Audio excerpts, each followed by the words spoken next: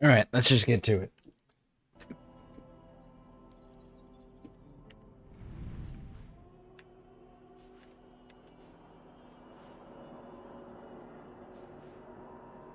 Okay, so I can't hit that one. I can hit that one, that one. All right, so let's start here.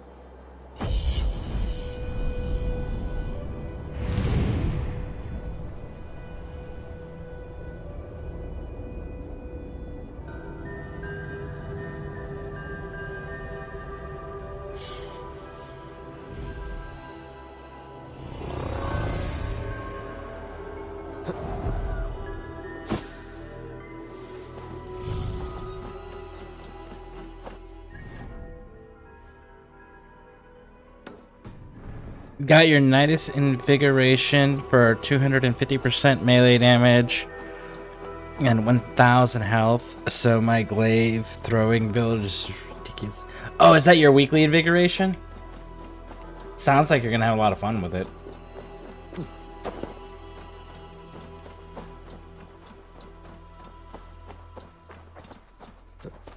So I take it that means you're off to a good start to your day.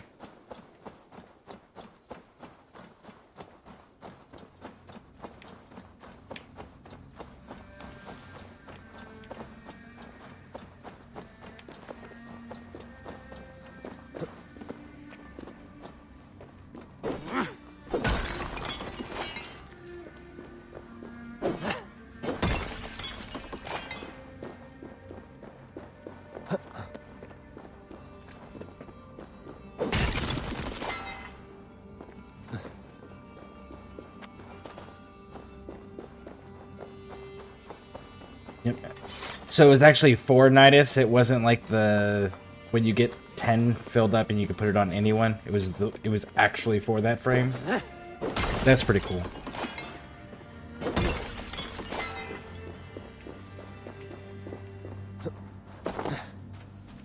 I also got a sister apart from this. I'm now hunting for the toxic version. How many more of those do you have to do? To have all of the Sister of Pavos ones.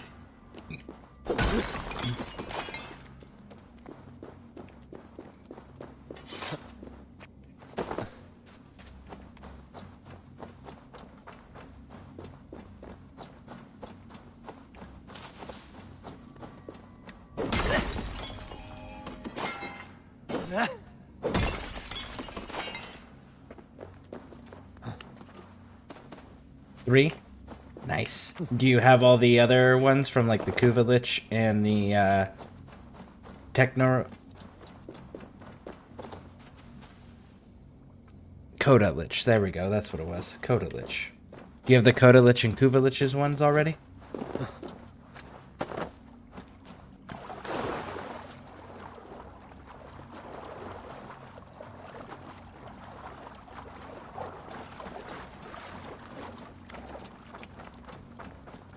Shouldn't be seen here.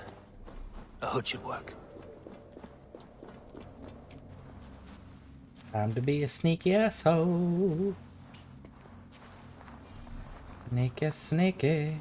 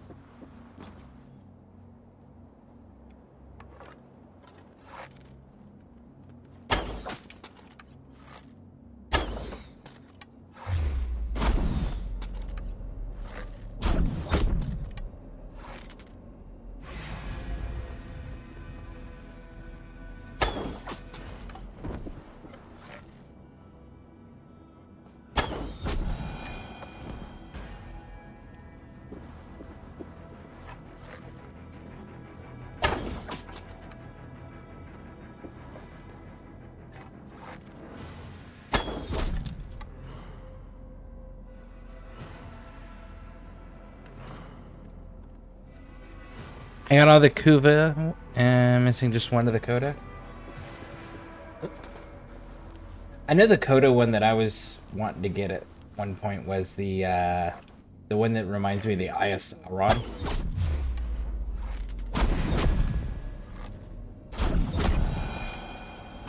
I thought that one looked so cool.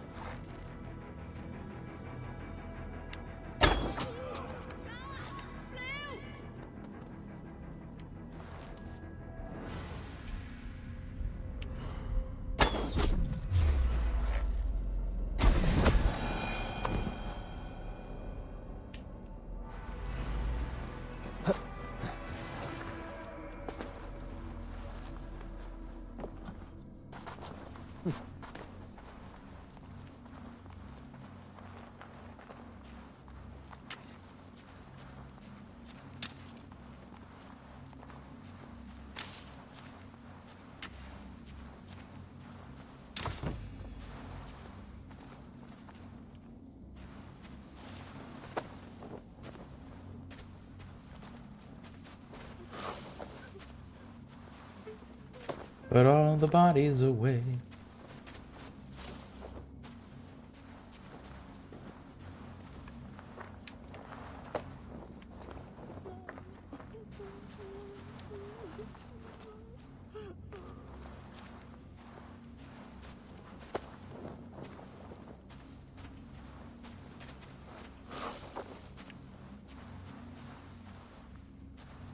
I do think it's funny that when you pick up all these bodies and you hide them, right? Like, you can clearly see there's still blood on the floor. Right there, right? You can also see all of their weapons and shields and shit just laying around on the ground. And the guards aren't suspicious at all. None of the soldiers and guards are like, ah, where's Jimmy?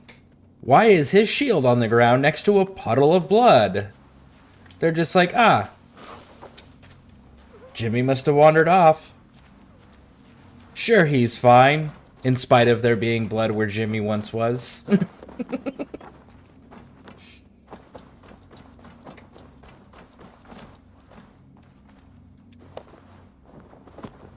It's cool. If Jimmy needed help, Jimmy would just tell us.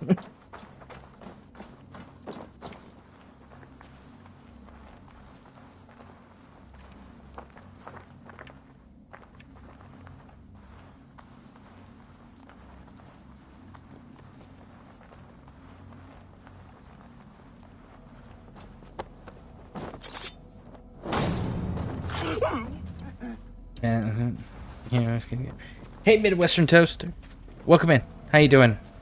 Must have been the wind. Yeah, that fun line. Must have been the wind.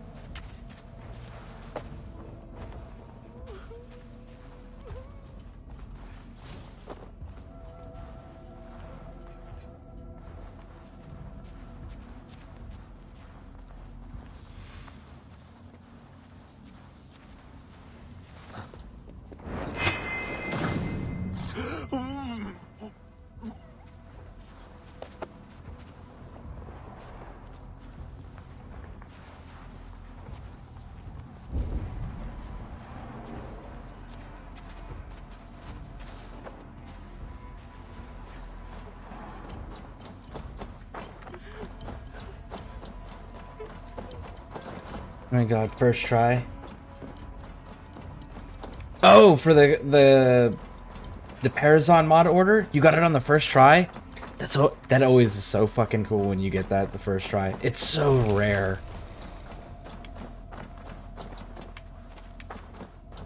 Okay.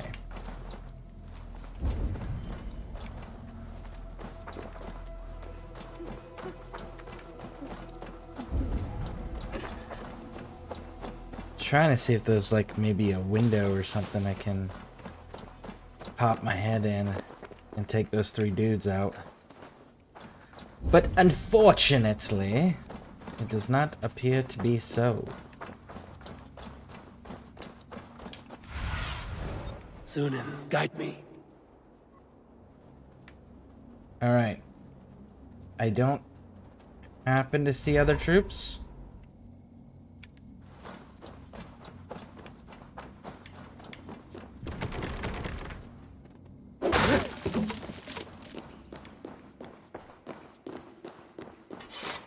Let's see what happens when I do this.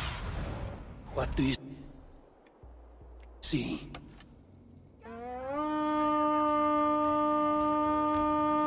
Holy shit. The sister is stacked. Weak to corrosive, gas, resist a blast, slash, and immune to toxin with 50%. Wow. Oh, Parazon. Add blood. Weak to corrosion and gas. Okay. Toxin. And immune to toxin. immune to toxin. In spite of that being like the core element in the two things that they're weak to.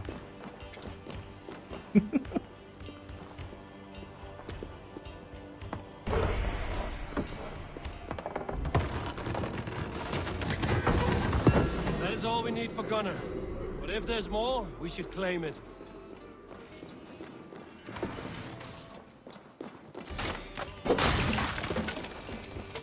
Alright, let's go fight these punks. Knock, knock. Hey! Can't do this alone. Can't hold out much longer. Come on! Great spankings here!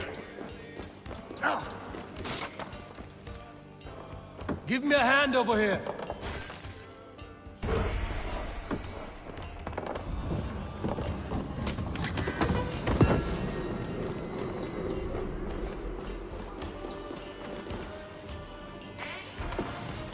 We're done. Let's get back to the ship.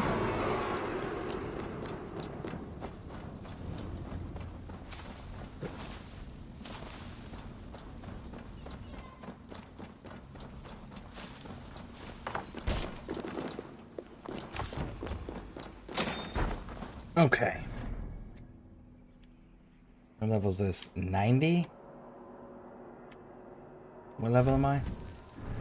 25. Okay, so maybe I can't hit 90. But I know there's more that I can hit, right?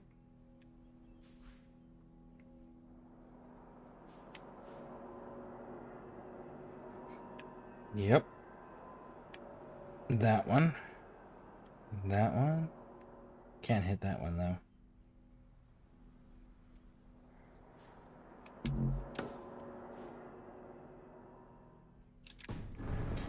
Alright, let's go take that ship.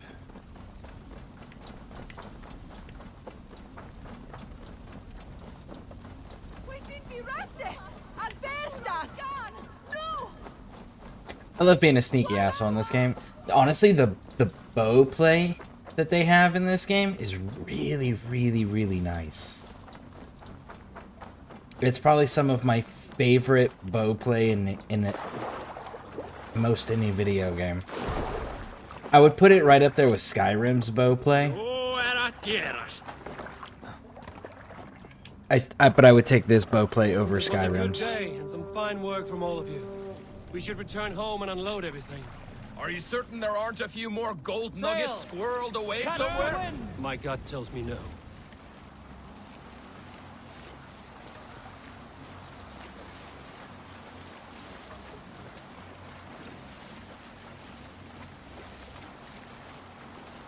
So, Eivor, what's your count? My count.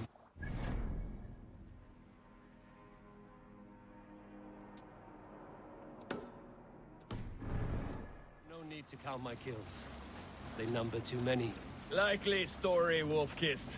Me? I killed 26, I think. Nah, there were barely a dozen when we arrived. Kill counting. I can tell you that that's totally a fucking thing. I can also tell you, because you'll hear this term for military folks, or when you're looking at military stories of like specific people, like snipers in particular and stuff like that, you'll hear confirmed kills.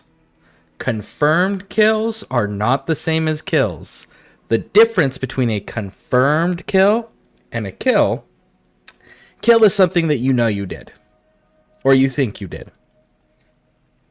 A confirmed kill is that originally it was your commanding officer witnesses you do something to unalive another person.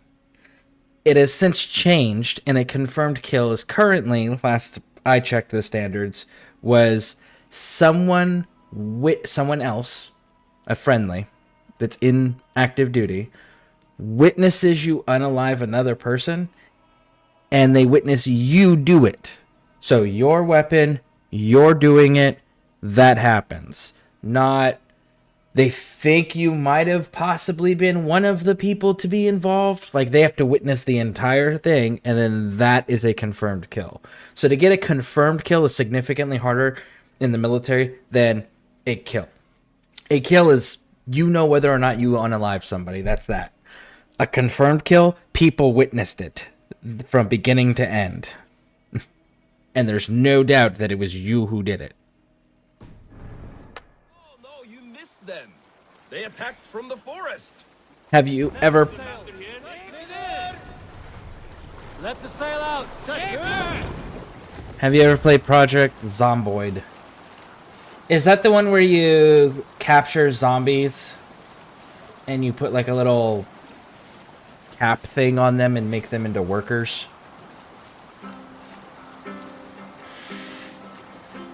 Let's hear a story. Sound safe! We must row in these waters. Remember when Eivor gave orders to attack Kjotve's clan in Avaldsnes? I knew even then our chance at victory was slim. It was a fool's errand. But Eivor demanded we strike. We need to row our way out. We can Obey raise my the sail in superior. these waters. Such is the mark of an honorable man. You all know what followed. We set upon Kjotve's men and were overwhelmed. You lot were captured and fit to be butchered. And Eivor here, carried off to be sold into slavery. A fate worse than a fine death.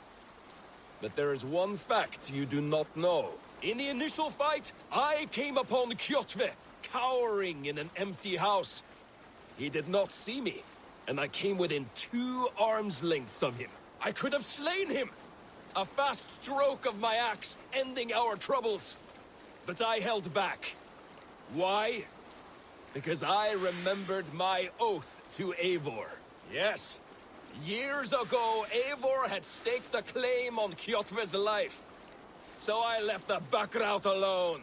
Yes. A pity, Dag. There's no one living who can verify this incredible tale.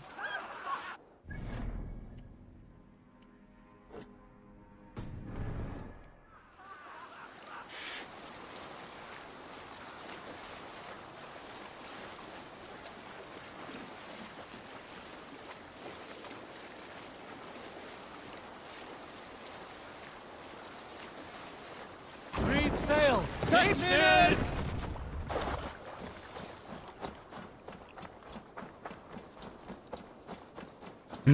I think you can do that, or it's a mod, but it's a top-down zombie survival. Then, honestly, probably not.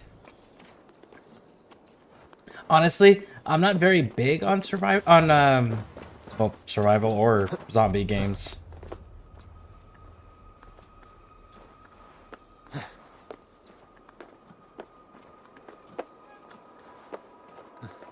I've played my fair share of zombie games and survival games,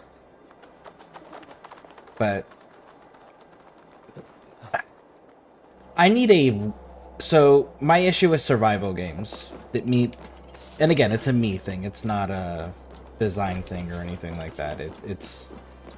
I need a reason to do what I'm doing. I need a reason to go and get these resources. I need a reason to go and build that thing. I need a reason to go explore that area, right? Like, give me a reason to do it, or else why the fuck would I, right?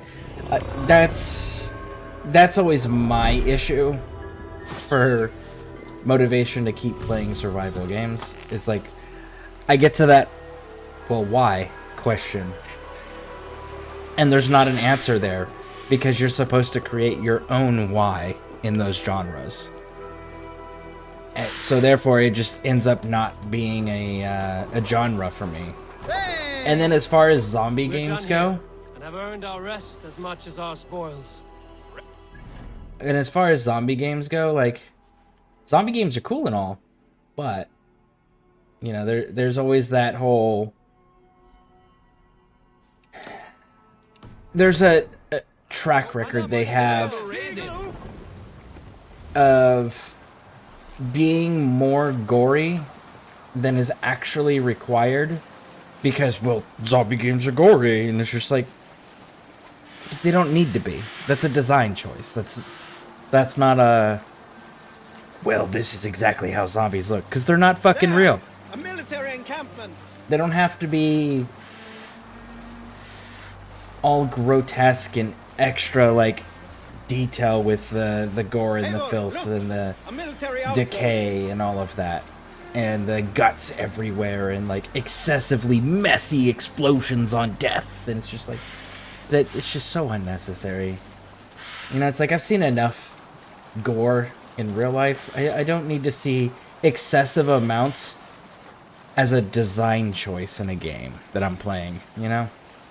Like, there's a reasonable level of gore to have in a game. But excessive amounts for the sake of having excessive amounts, it's not for me.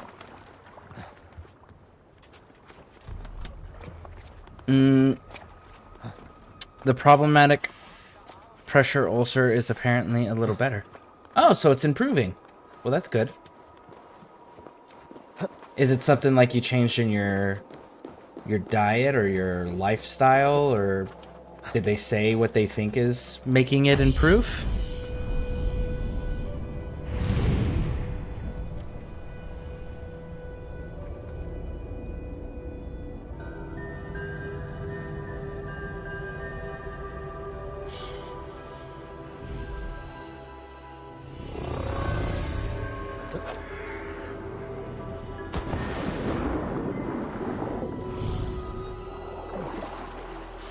We're gonna go over here real quick because there's one of the funnier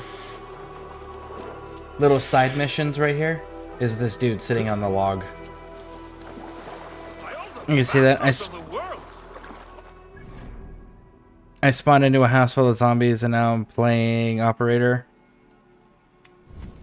Yeah, just... There's a reasonable amount of gore. And most games take it too far. Same with movies. Movies, TV shows, they take it too far for the sake of taking it too far.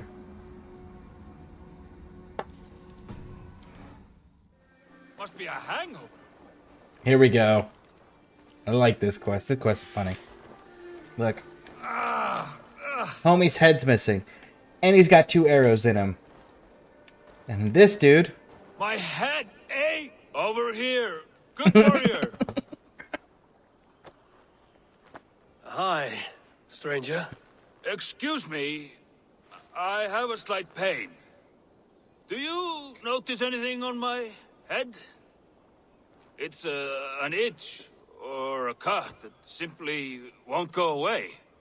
It appears to be a battle scar. Ah, as I suspected. It must be from my most recent battle. You should see the other man. He got the worst of it. Worse than...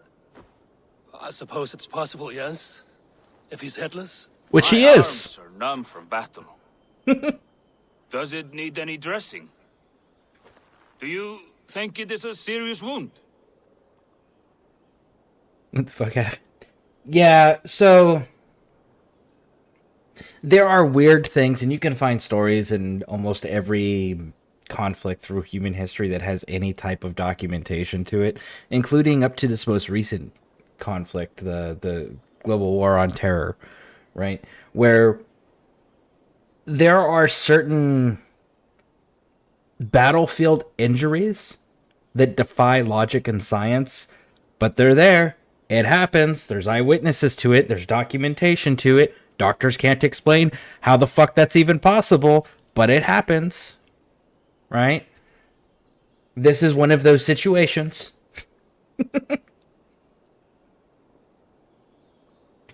Good, Drenga. You have an axe in your head. It is grim. I will take it out, but you will surely head off to the next realm soon. Ah, Valhalla it is. I appreciate your candid response. Now I prepare myself for the sights and sounds of the corpse hall. I will relieve you of the pain it gives you. Send you down the Bifrost. It is time. You know, there's a great mead hall nearby. We could go there and reflect on our greatest exploits. Nothing finer than an endless night of drunken glory. To make you forget all of the dishonorable fops in this world. Just scolds and warriors full of mead and story greed. Oh, yes. Let me... All your enemies have been slain. Now, you rejoice. And there it is. Unfortunate. But I always thought that story was pretty freaking cool.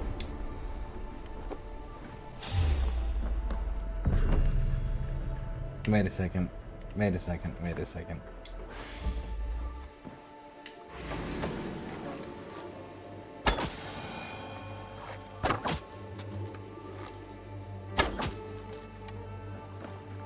Is it only the 3? Okay.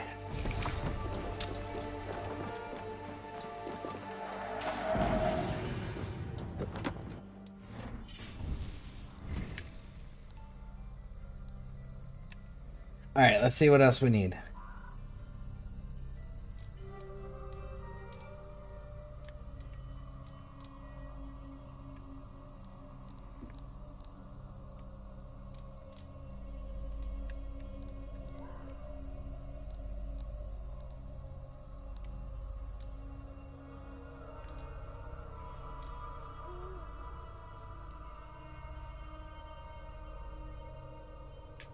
Last chance healing might actually be a way to go there.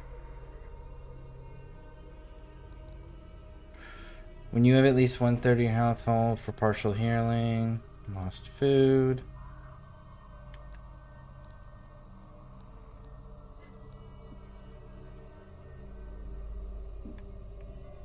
Alright, so we're gonna work our way down to last chance healing, I think. But we're gonna hit this true grit here first.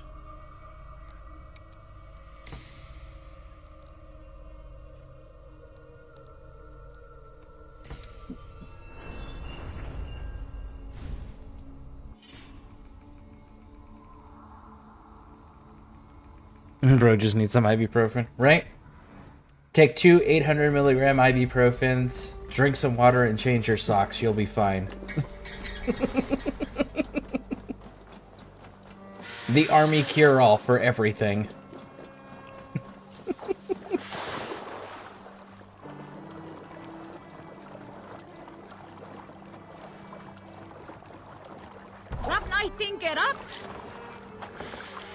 I'm gonna do what I've been doing of being a sneaky bastard. So I'm gonna bring these guys over here so I don't have to swim as far.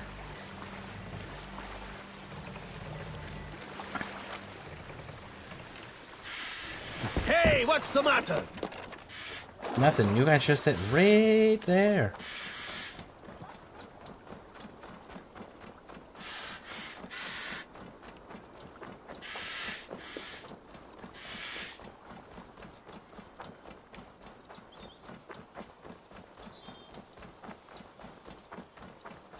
Your injury is not service related. Yep. Man, for the longest freaking time, that was the answer that like every veteran was getting. That sucked so bad for so many people.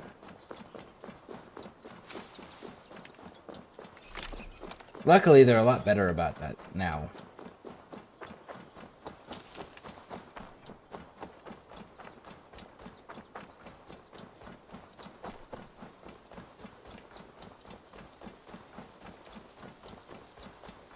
Now you pay for your sins! Oh. You'll be in pieces! Robbers. Bandits.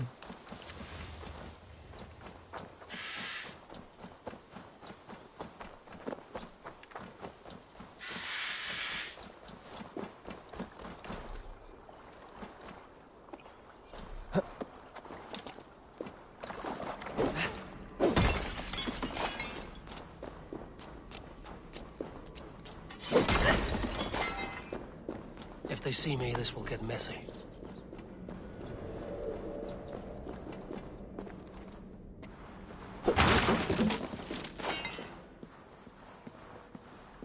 An operator, I just built a M110 sniper rifle. I tried to get it as one-to-one responsible.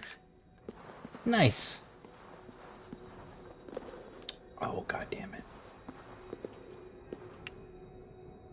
Alright, I guess we're gonna have to do this quick, huh? Will you open the door? If it's barred?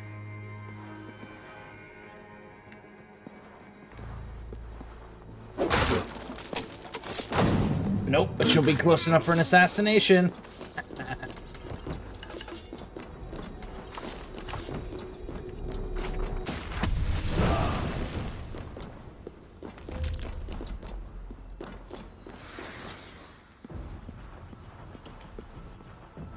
Yeah, I know that a lot of our guys, we didn't use full-on snipers for the most part. What we used a lot of were called scout snipers, and our guys varied between using the M14 and the Barrett 50 cal. Those were the two that our guys used. The M14 was the preferred option because it didn't require multiple soldiers to carry it.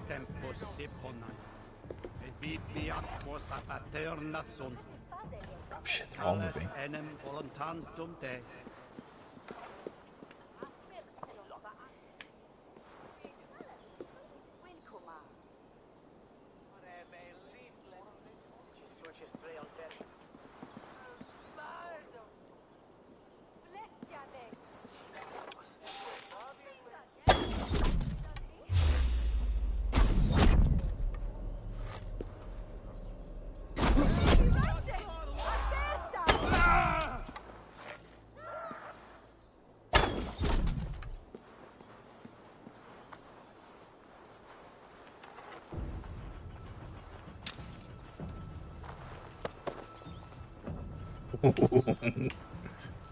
Okay. Shit.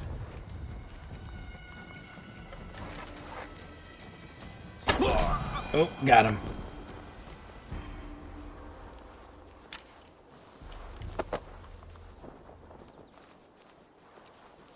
Just the... It's just, hey, you see the guy? Yeah, subtract him. Well, the thing... So, two things about the Barrett 50 caliber was that were positives, because a lot of people don't realize how fucking heavy it is. So, like, when a team carries that out on operations, they actually have to disassemble it, carry it to wherever they're going, spread out amongst the team, and then when they get to their location, they have to assemble it on site, and then use it, and then disassemble it again before they move. So it's a pain in the ass weapon to use for those reasons. But the flip side to that is its fucking range is amazing. It's got a really fucking awesome range, which is great when you're fighting in the mountains. And the other part is that people who've never used it don't know. You don't have to hit your person that you're aiming at. You just got to get it within 6 inches to a foot for it to rip parts off. So yeah, that's the other bit to that, is like, it's not a I have to be the most accurate sniper in the world. It's just I gotta get close. If I can get close, there's parts coming off, and we're good to go. You know. Canadians get like, yeah, Canadians constantly, like, the Canadian snipers are amazing for sure. I don't remember what their current record is that they hold.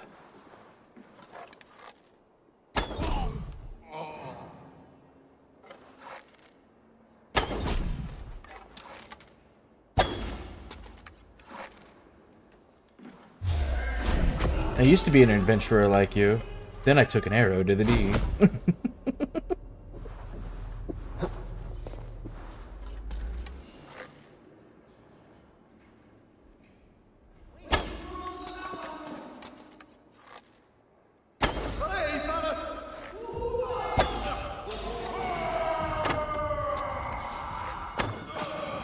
Man, you were doing so good with that shield, you shouldn't have dropped it.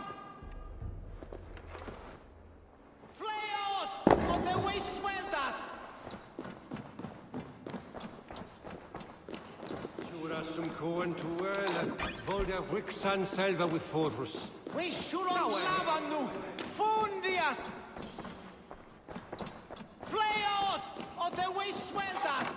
Yeah, the longest record sniper is 4,000 meters power play, 2.5. Was achieved by a Ukrainian sniper from Ghost.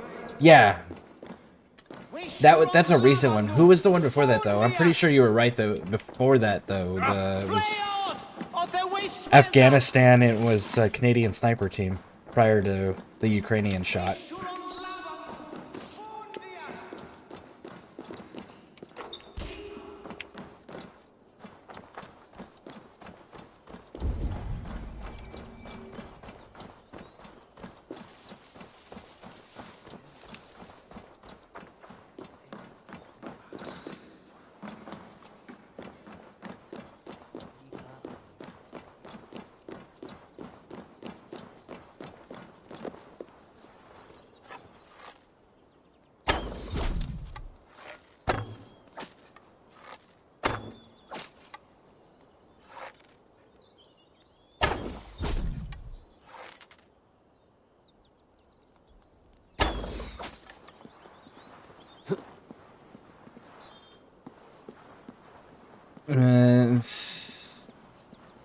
To achieve light infantry during Operation Ankara.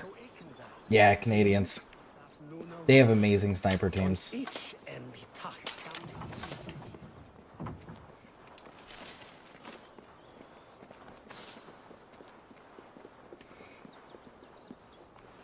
think they've the Canadians by Canadians here in the ScareCrew have actually been referred to as the United States War Crime Division.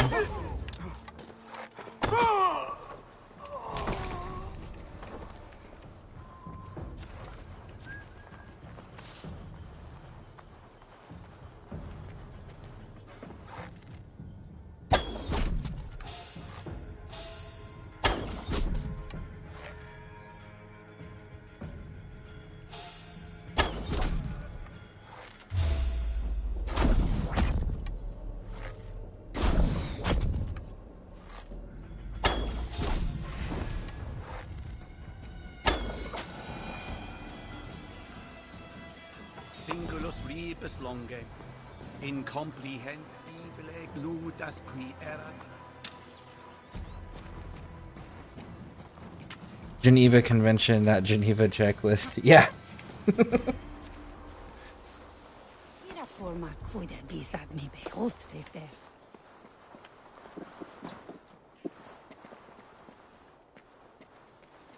One can ye. It's been later winter autumn.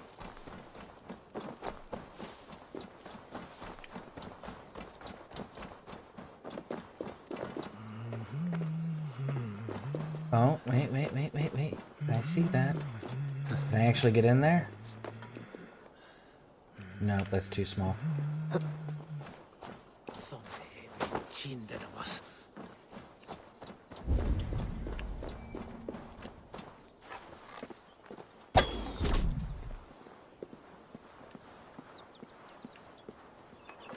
Ukrainian the 14.5mm. That's fucking anti-tank. That is awesome. Not surprising, but that is awesome.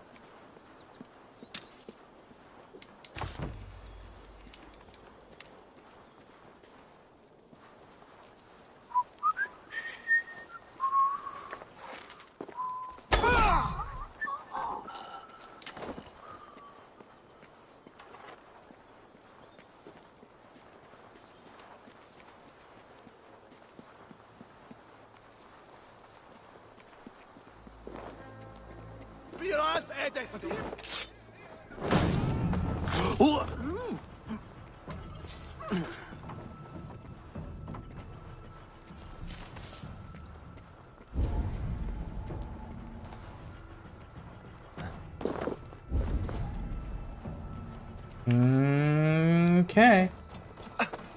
Other than that building, I think we got everybody. What were? Dead!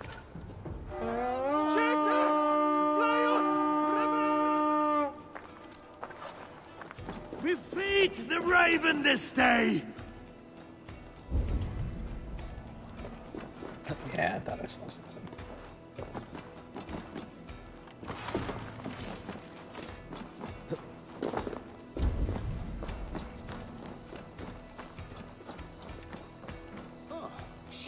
Come, help me with this.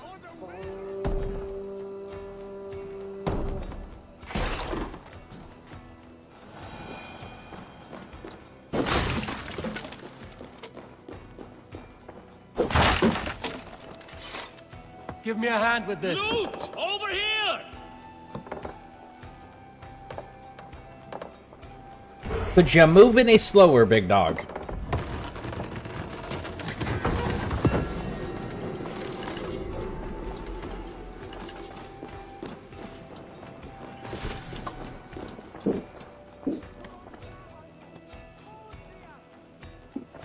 Alright, 1 second, folks.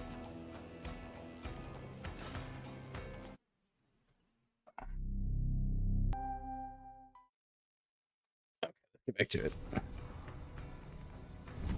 Had to go see my girls off. Leaving for 11 days.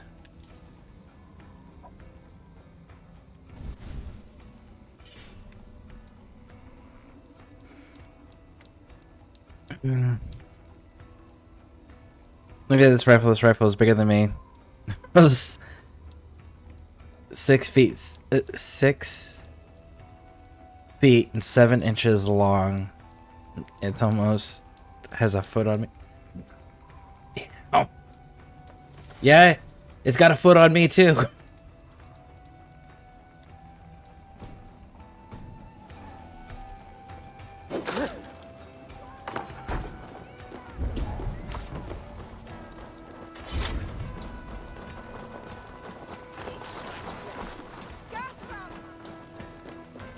Oh, I missed 3 dudes. Look at that. 3 little dudes down there. Help me out here.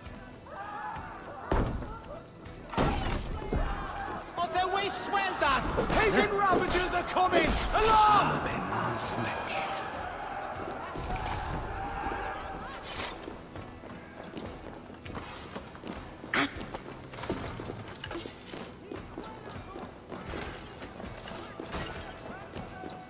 That rifle has a foot on the greatest military commander to ever live, Napoleon.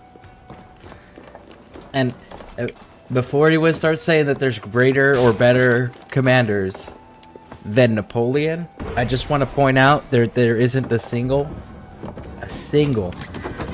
military commander that an entire era is named after. But Napoleon, we have the Napoleonic era.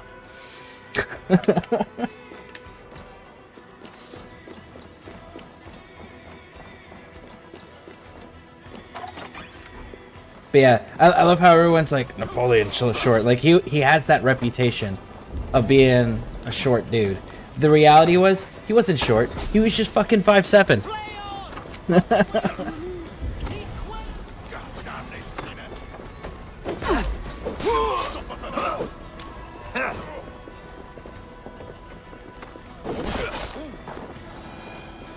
See, Dag, that's how you finish a fight.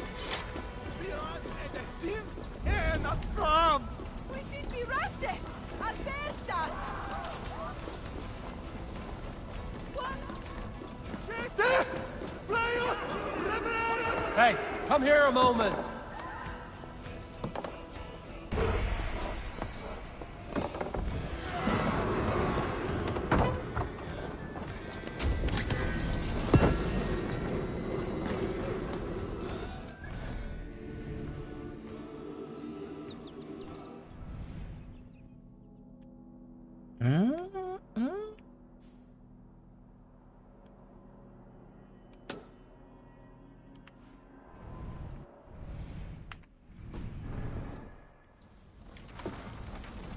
There's a place next to us.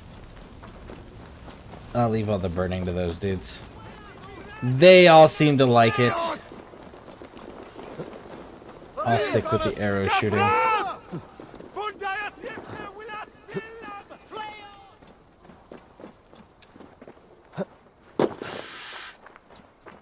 I want to go back to the settlement and be able to build a few things and not just, we have enough to build exactly one building. Now we have to go back out and do more raiding. I want to go and actually like get as many knocked out as I can, so that way I can build as many as I can. Because there's a few that I would like to have.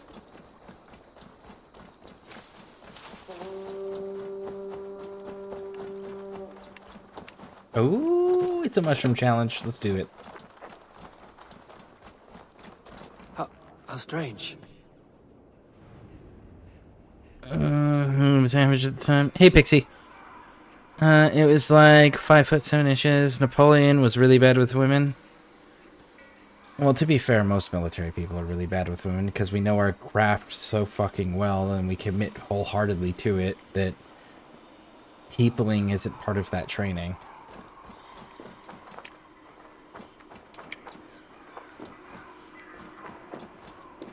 Wait a second, wait a second, wait a second.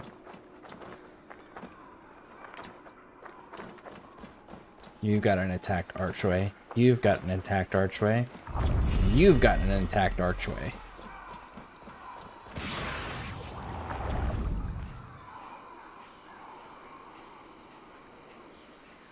Fire is a blessing to one who has traveled far. To he who enters from the cold with frozen legs in need of food and clothing.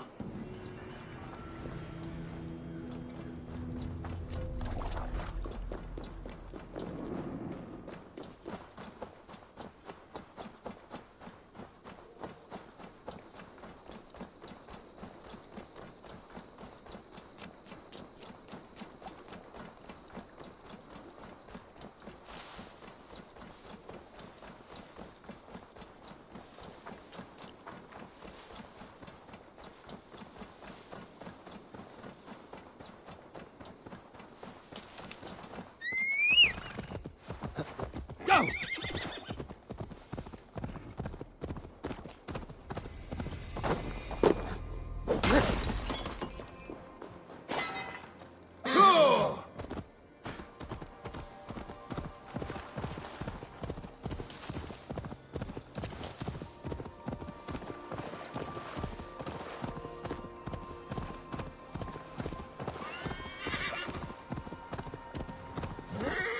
Now you pay for your sins!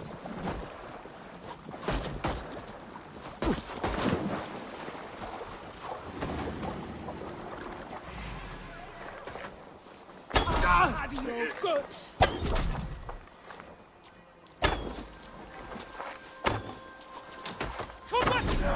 Not escaping me that way!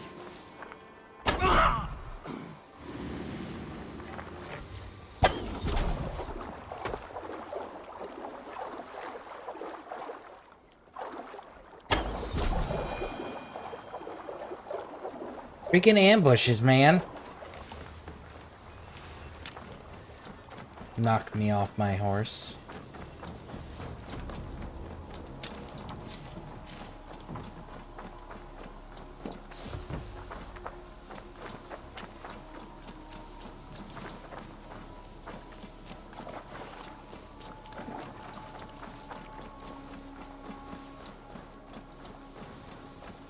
Turns out, American mother, this isn't good for people skills. Yeah. Very true. Yeah, because, like, to do the job effectively, you have to have a certain level of detachment and cold calculation. And it's hard to turn that off, because if you turn that off at the wrong moment, and then you suffer an unexpected loss of, like, a comrade, like someone you serve with, or someone that you're in charge of, like, the consequences of that is devastating.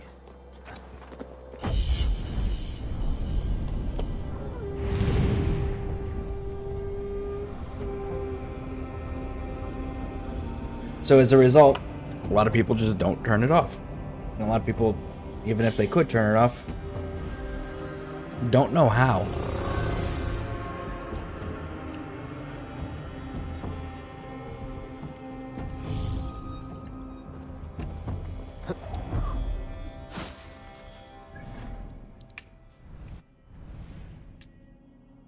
Ooh.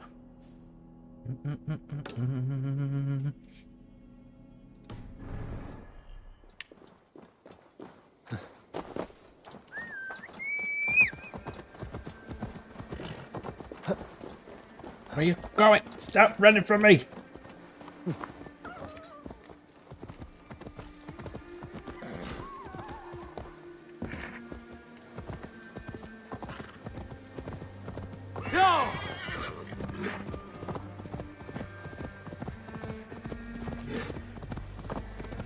How did people cope, like, pre-World War One?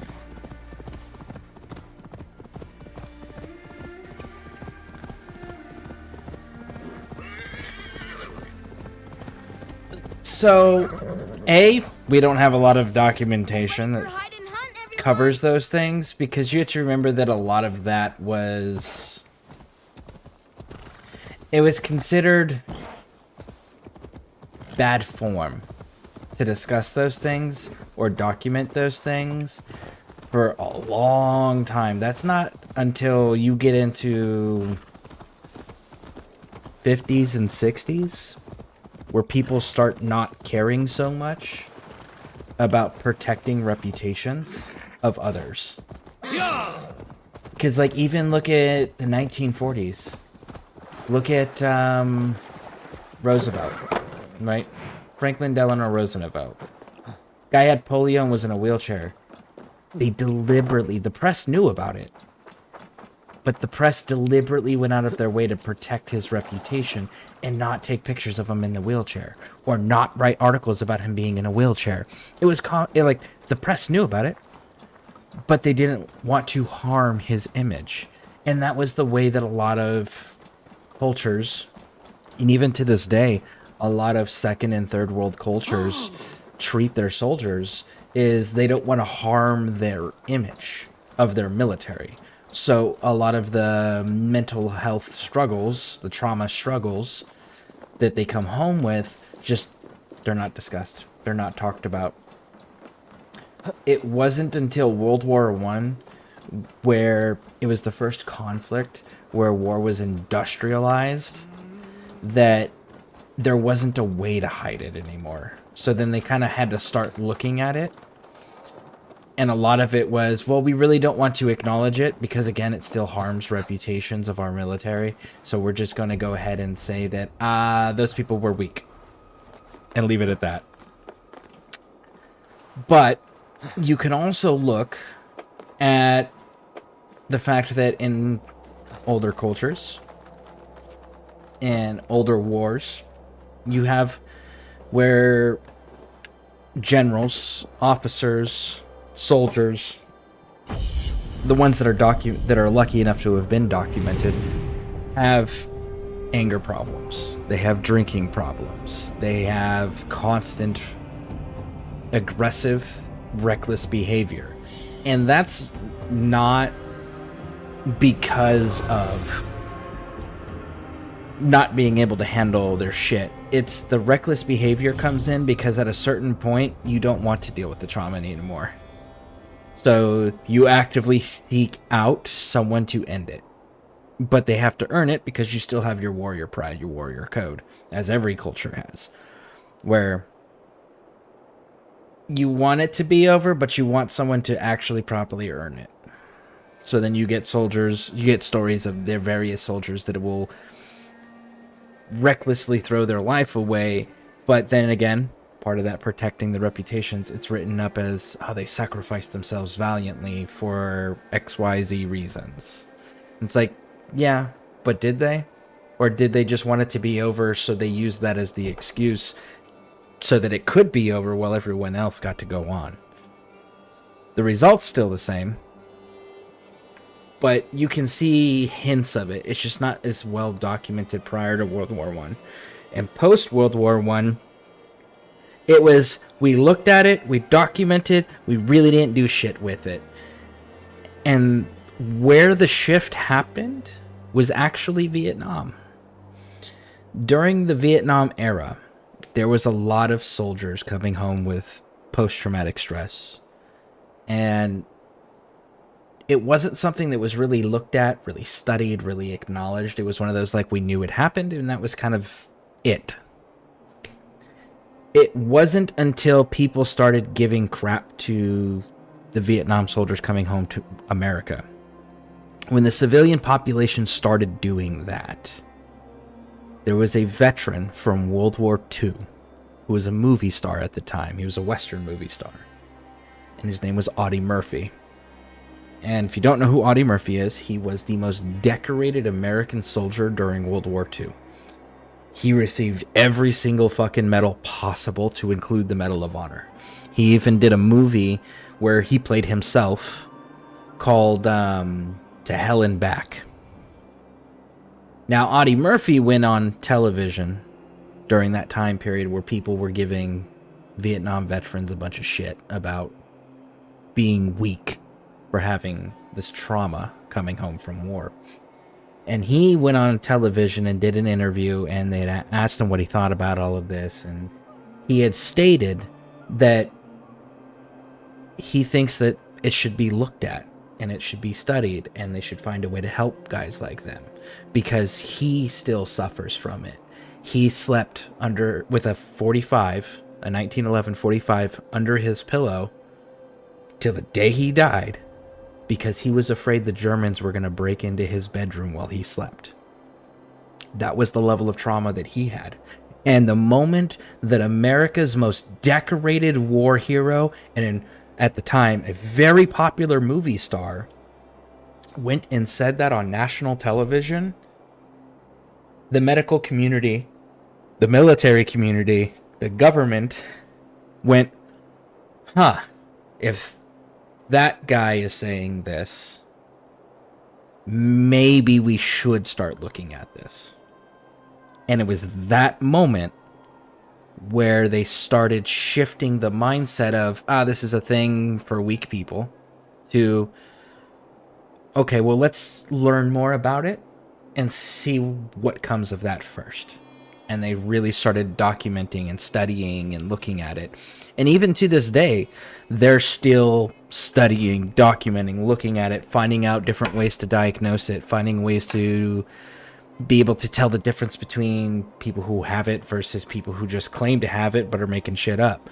People that have it at various different levels and the different various reactions to it, because not everyone has the same reactions to it, right? And then they're also looking at ways of helping the individuals heal. And the issues they're running into is that it manifests in so many different ways with so many different symptoms that there's not a blanket treatment. There's not one thing that works for everybody. So that's why there's still a lot of discussions and studies and experimentation going on. But all of that goes back to Audie Murphy. If he hadn't made that public statement, it would probably still be treated the way that it was. But it's thanks to him that everyone started taking it serious and taking a different perspective on it.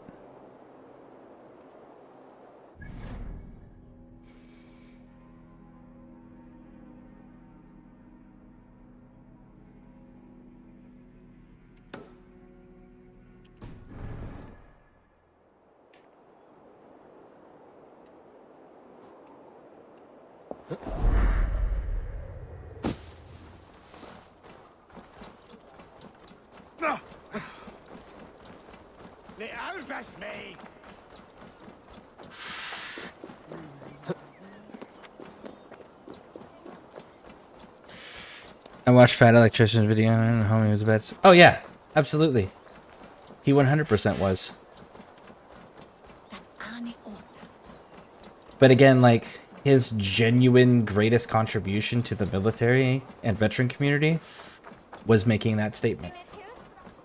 Because it allowed, that opened the door for it to be okay for veterans and active duty military to go, hey, I came home, but the war came with me, and I can't make it stop. Help. He's the one who made that socially acceptable for them to say that, and he's the one that made the medical community go, we're going to actually commit real resources to studying this.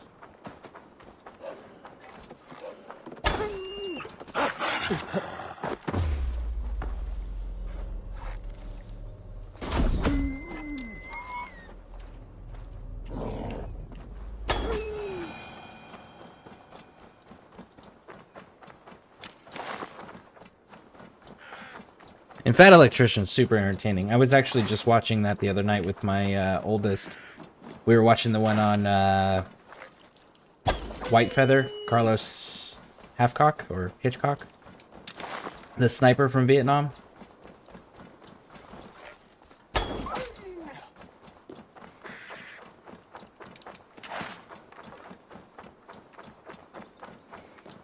We also did not treat our Vietnam vets great. That has to do with the civilian population. And it's something that the civilian population and the military population are always going to butt heads on.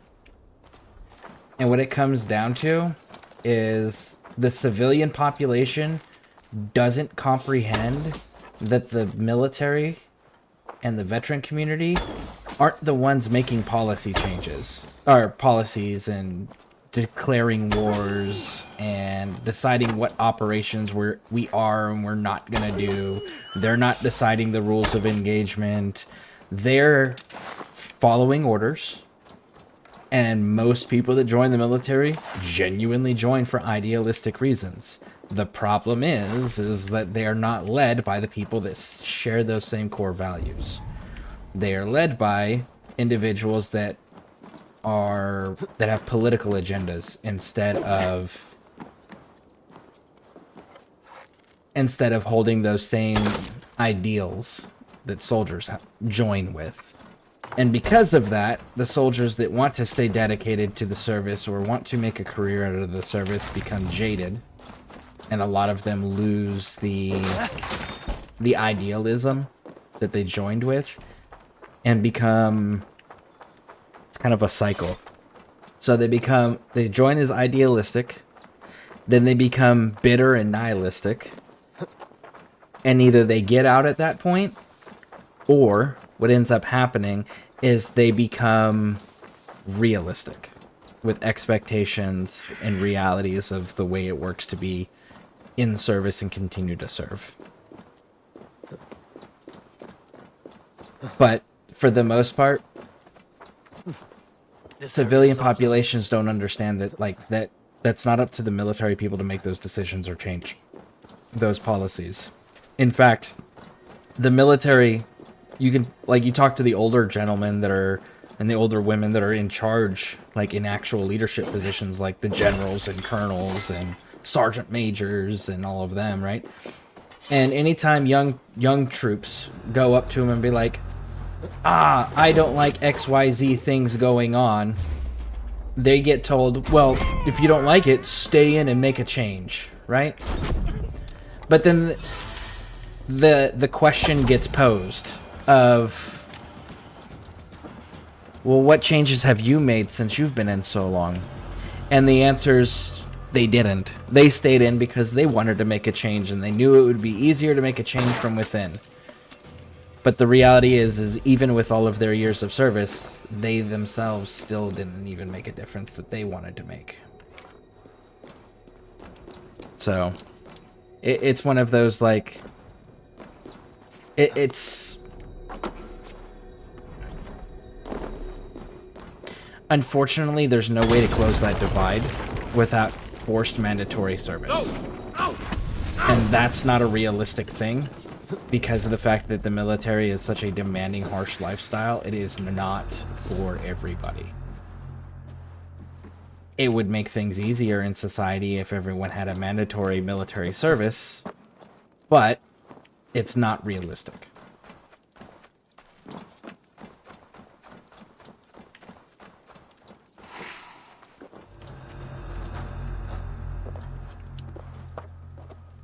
Watch the news, like you're saying, young men die for old men's arguments. Yep, that's pretty much it.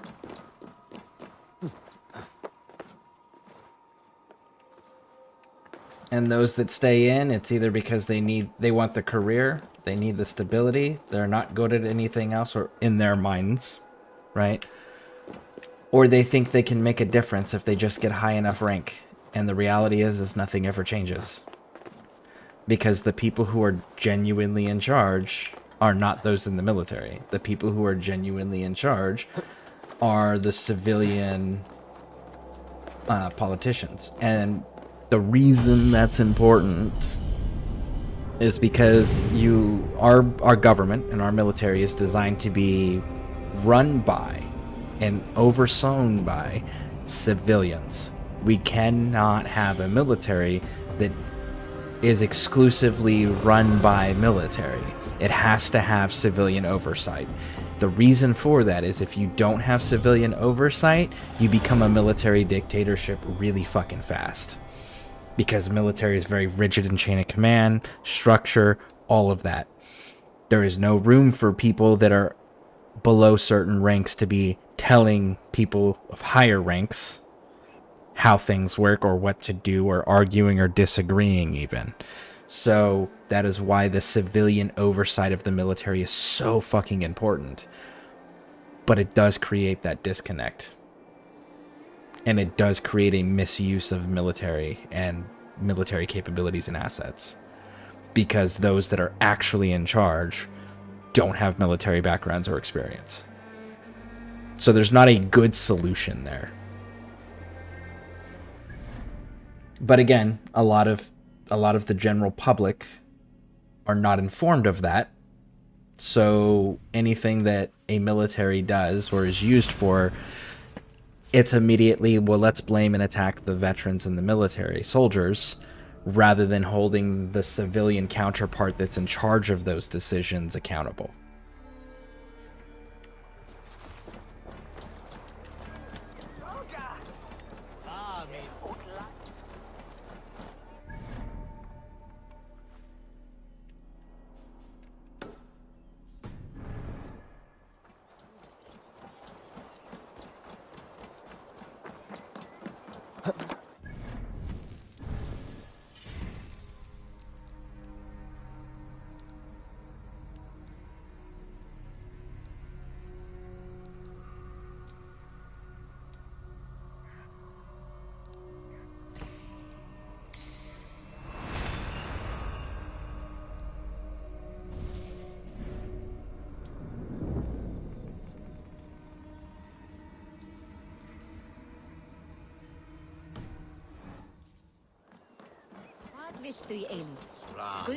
Well, if it isn't Eivor of the Raven clan.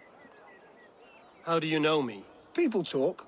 I've heard all the rumours that Eivor the Dane is a coward, a cur, and a leech. Perhaps you can swing that wee axe on your belt. But I doubt you've much talent for speech. Like, if I go through with the military, I know I'm just going to be a number, but I really don't have a choice. Yeah, you're just going to be a number. And the best that you can hope for is to be able to make a difference in the people's lives to your left and your right. That's it. And if you actually go through with the medical stuff and you become a medic, you're probably the single most important person to a lot of people's lives. And you'll make some of the biggest impacts in people's lives.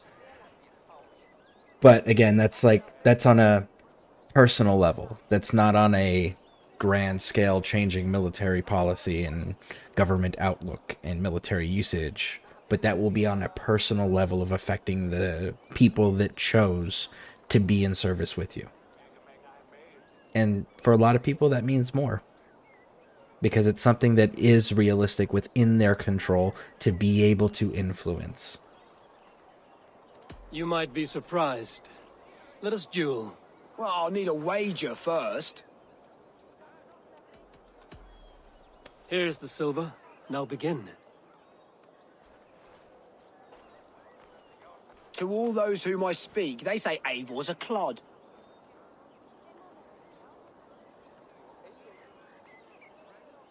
You're speaking to fools and their knowledge is flawed. Then you're speaking to fools and their knowledge is flawed. Well, not bad. They say you're a coward who runs from a fight.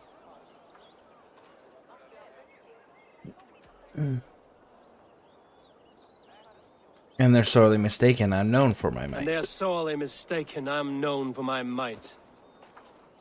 Interesting. Interesting. Silent whispers all claim that you're terribly dense.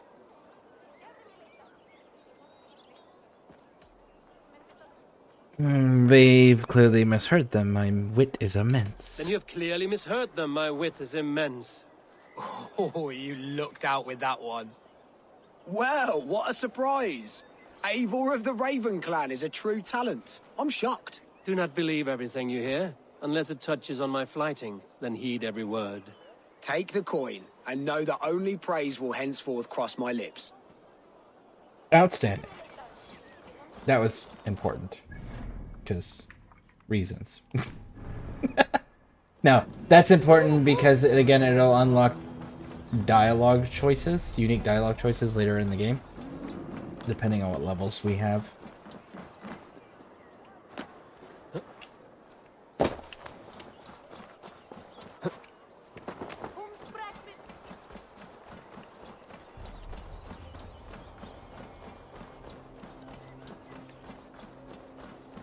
I'm not going to deliberately make it further away from me. That would be foolish.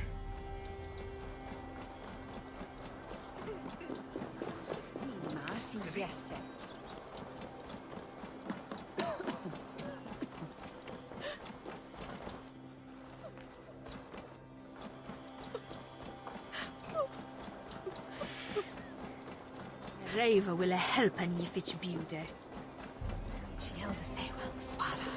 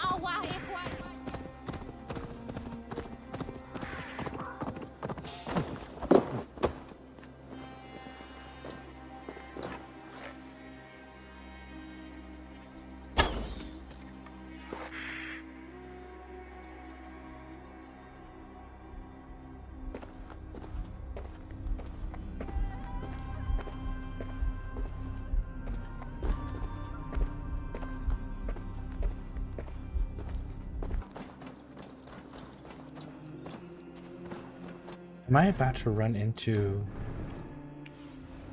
What do you see?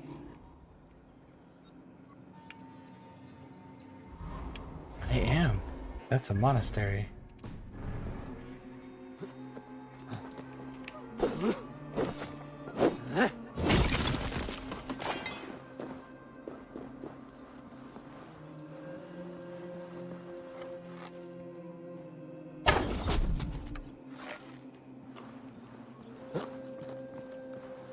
I must be careful now.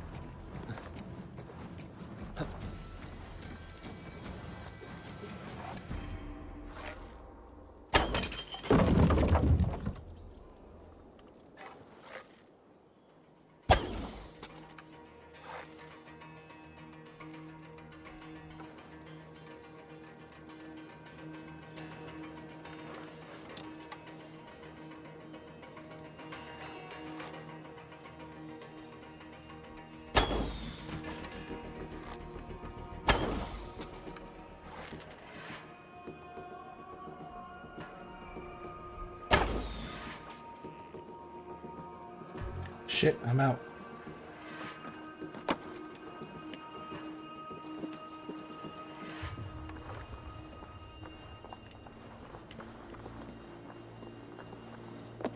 Oh, wait, there's some right there.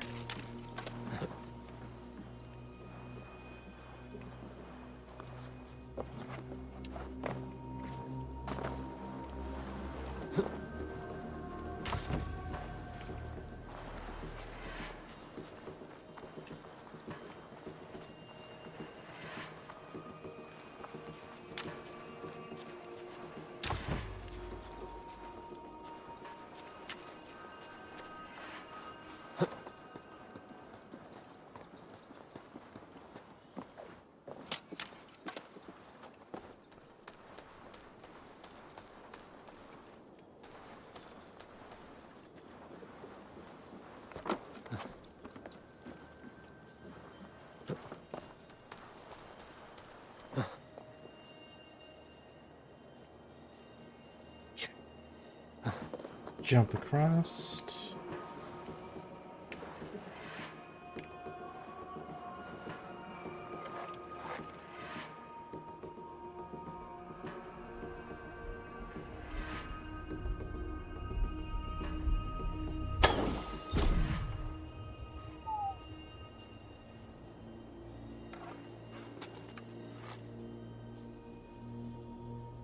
Stop moving.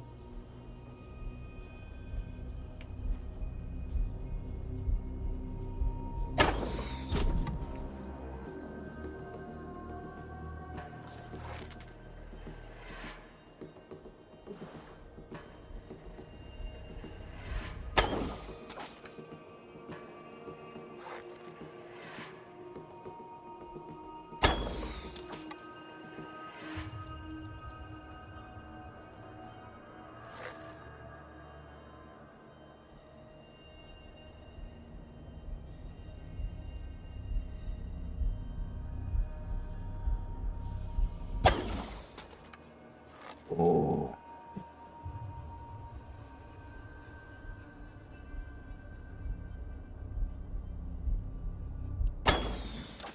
Got you.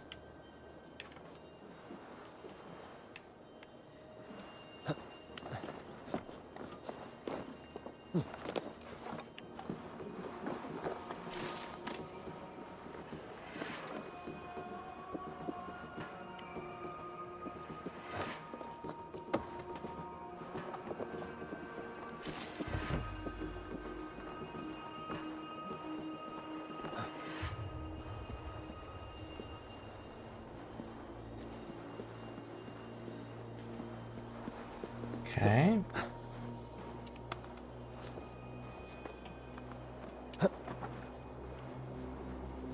Nope, there's not an up here either. Or a in up here. Ooh. That was almost bad. Alright.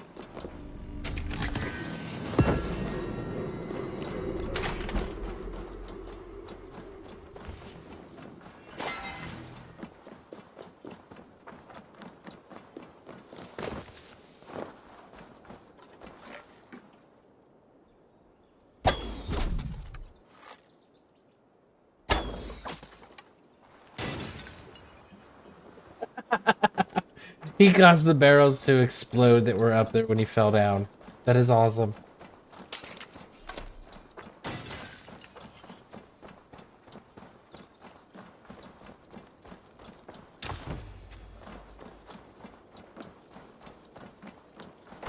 Well, I guess we'll have to wait for that fire to burn out before we go back up there.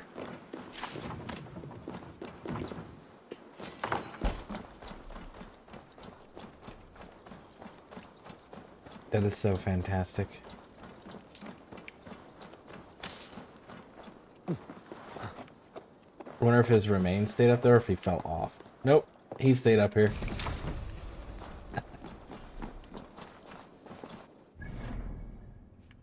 So no, it wasn't. I was thinking it was going to be a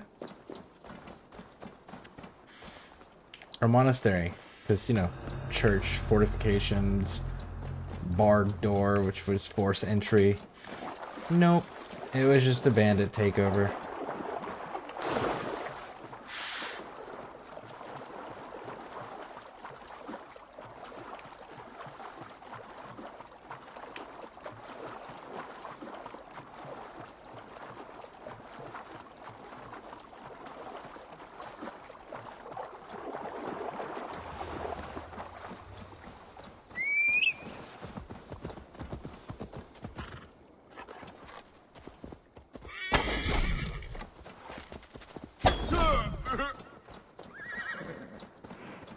You've done right by me, Ravenbearer.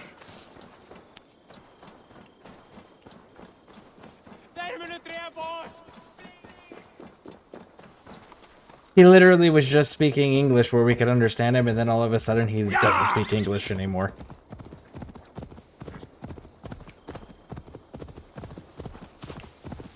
Crows circling. Nope, ravens. Oh! Oh, I know this place. You go down there and that's where you put the swords you get from the sisters. Alright, so before we go doing crazy shit like fighting that lady that's in there, we're gonna go to the tippy top. Tippy top.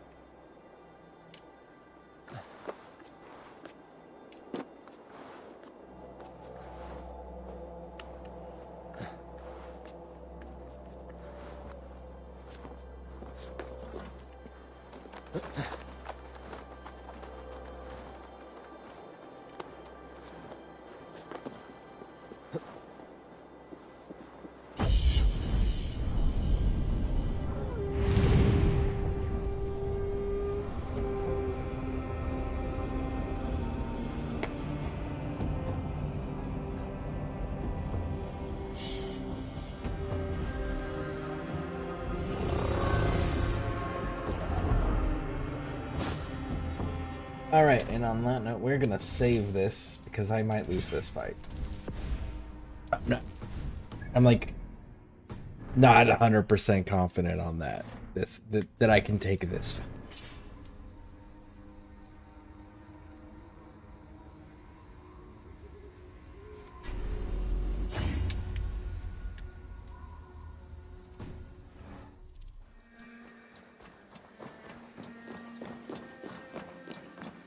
O Lord, forgive not these men their trespasses. Did you kill these men? These defilers killed themselves by despoiling this sacred ground. God told me the full tale. Then he told me to chastise them. And he has told me much about you, too. Stand down, Saxon. I mean you no harm.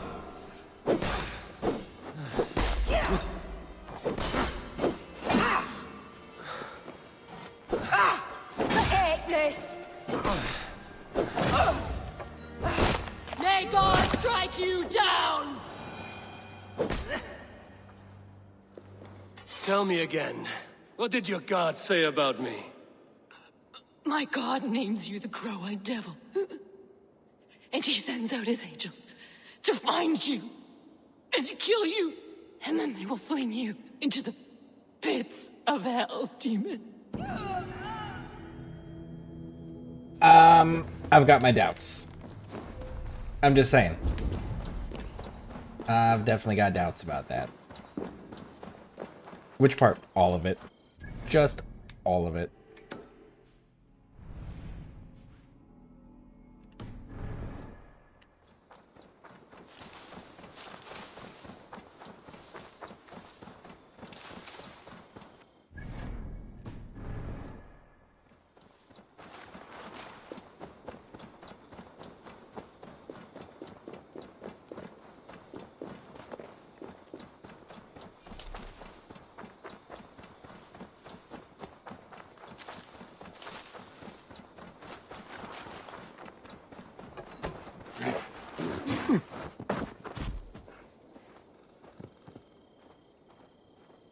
Fucking Bambi over here wanting to fight and shit.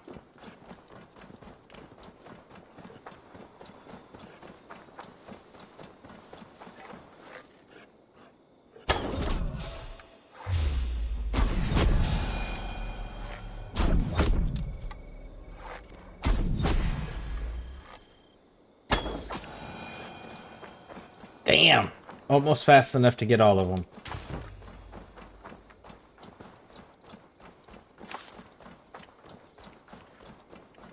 Not quite there, but close. Fucking close.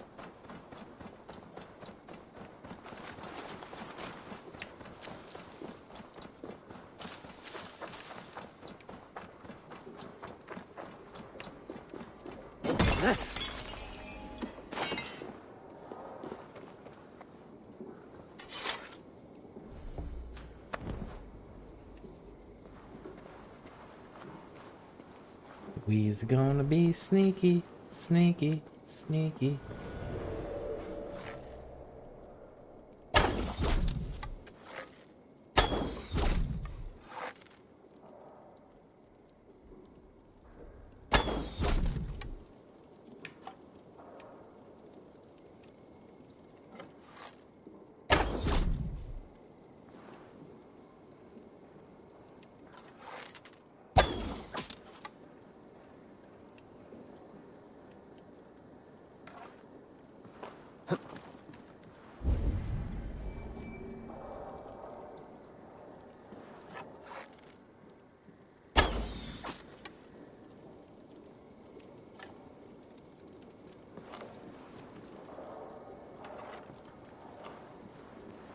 Is there a way in there? Without having to go through the force open? That would be kind of cool if I could do that. Oh, it is.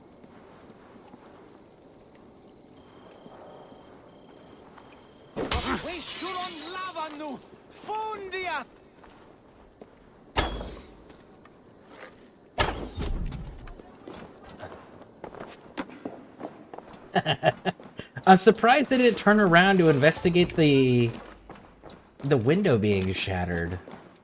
It's a little weird to me. I feel like if you hear the stained glass window of the church you're in shatter in the room you're in, you would want to like turn around and be like, what the heck was that?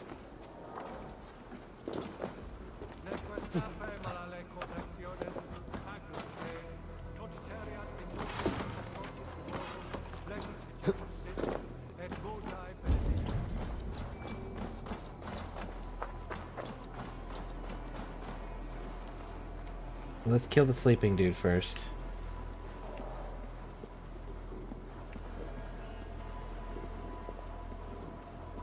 The longer the throne sits empty, the bolder the elves.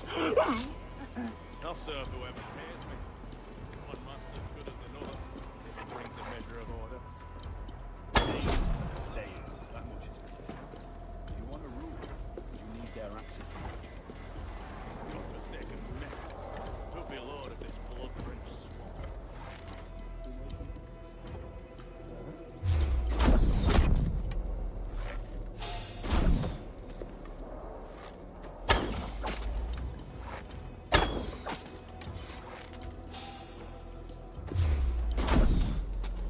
Oh, he stopped running.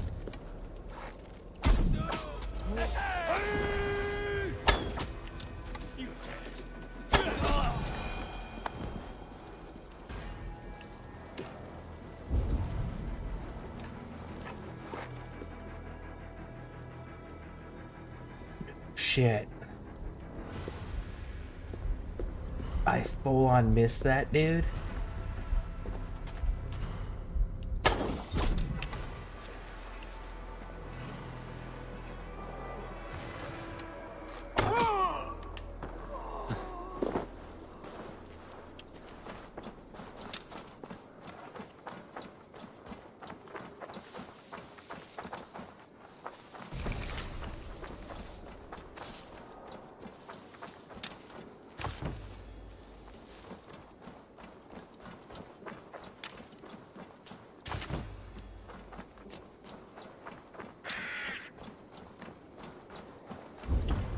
Yeah.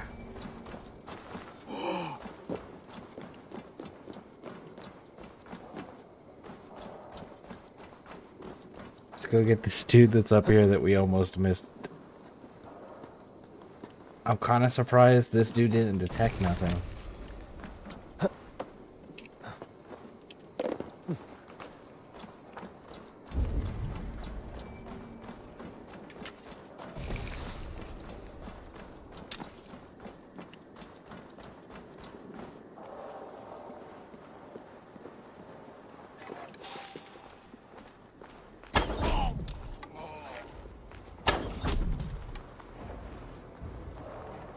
Oh, I recognize this place.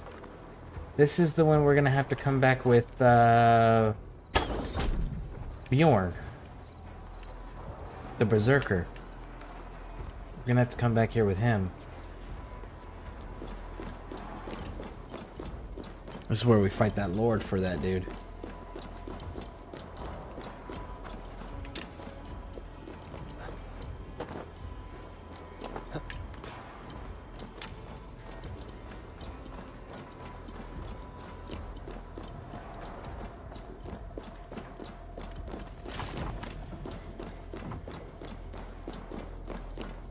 Alright, so let's see if we can find a sneaky way in here as well.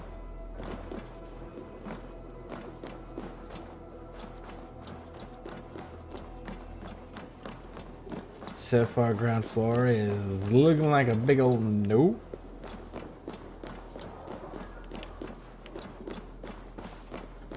So this looks like we might... Oh, no, there it is. Look at that. Sneaky.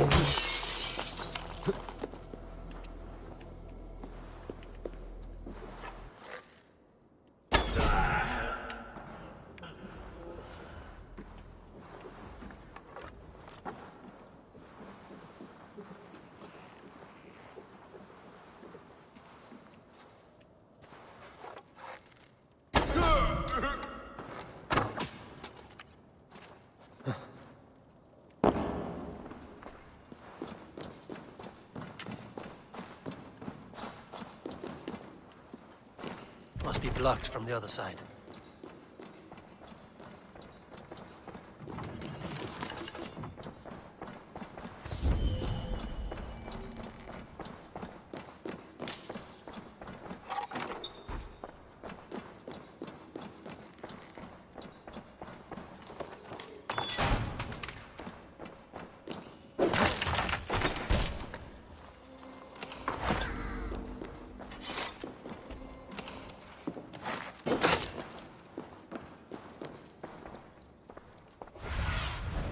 Show me.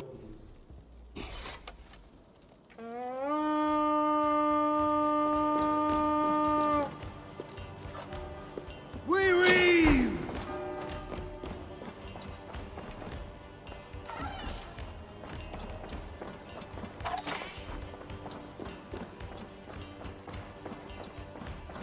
Look! Must be treasure. Hey, come here! There we go.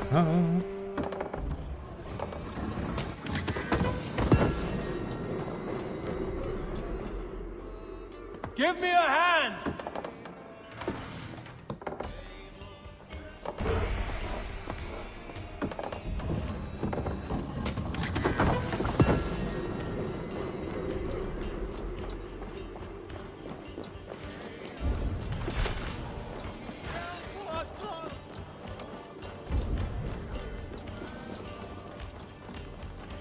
Hey, Vanas! And this is how you keep your raven safe. Hey, look, they fixed the window that I came through. Come here.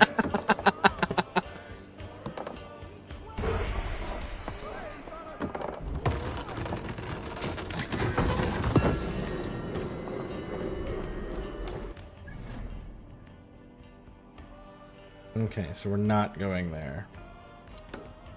But we can go there. Actually.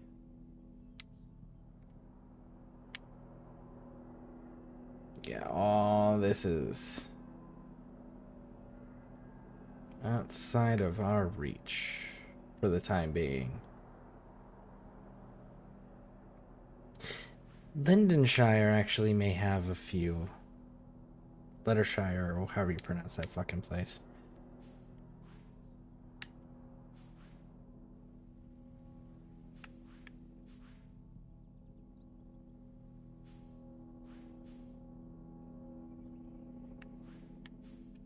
It'll be faster to go from here, though.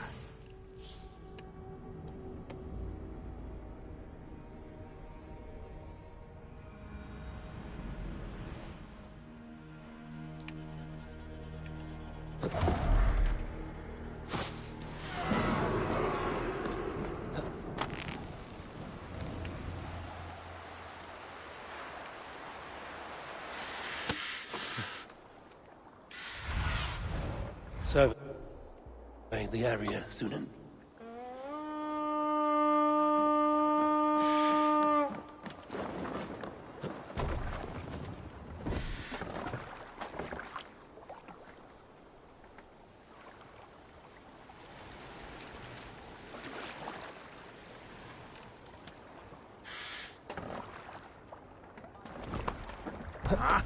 Finnum dyrgripar!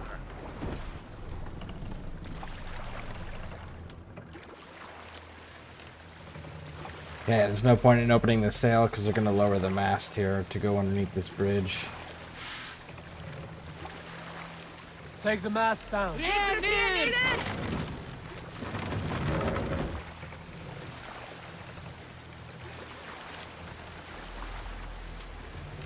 Raise the mast.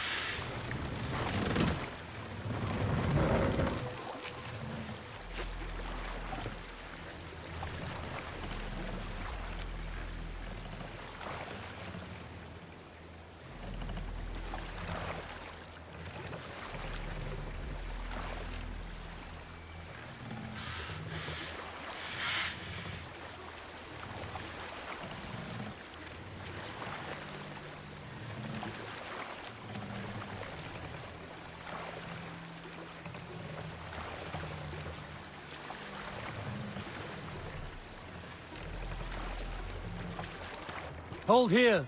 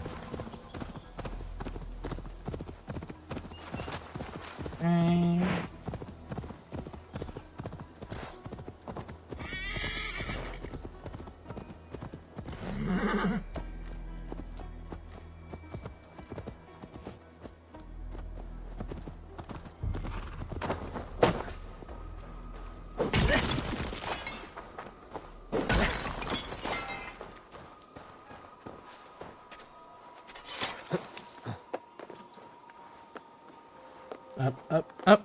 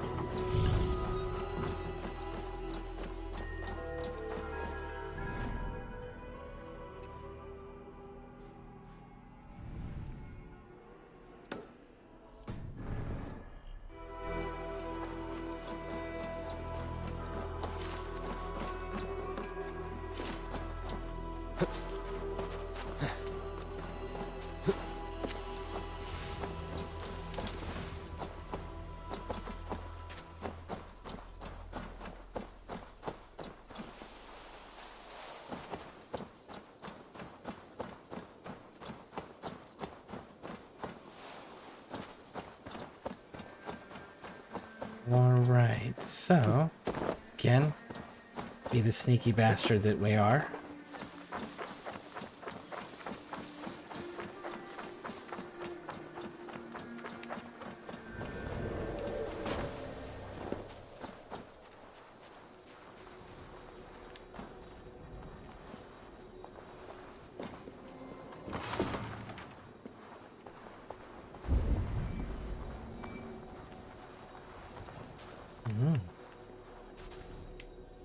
Well, let's go up and clear down.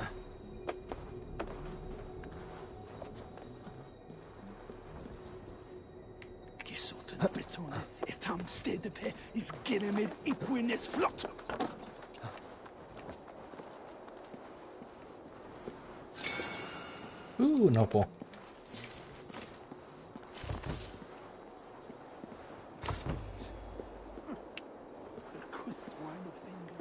Damn.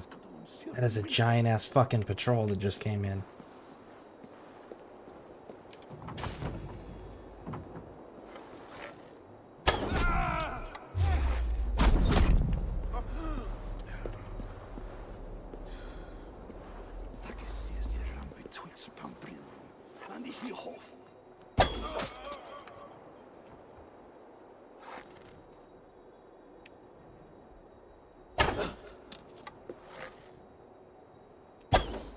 Will you stop moving? Thank you.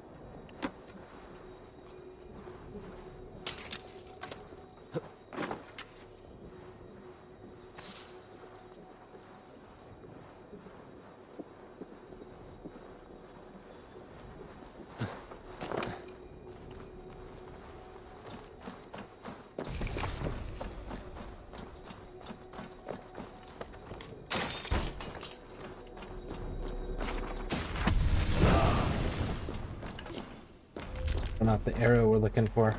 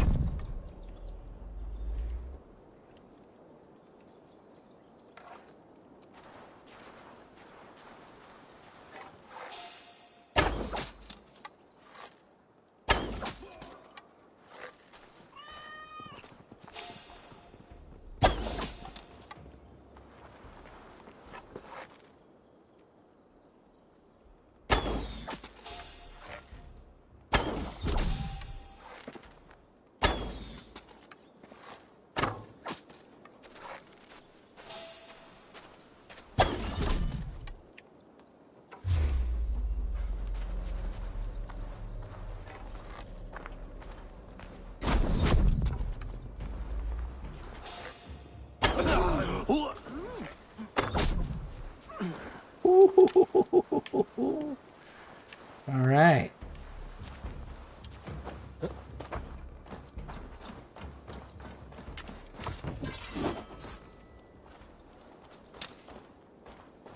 Homie just picked up an axe and threw it at a freaking chicken. That chicken was a real menace.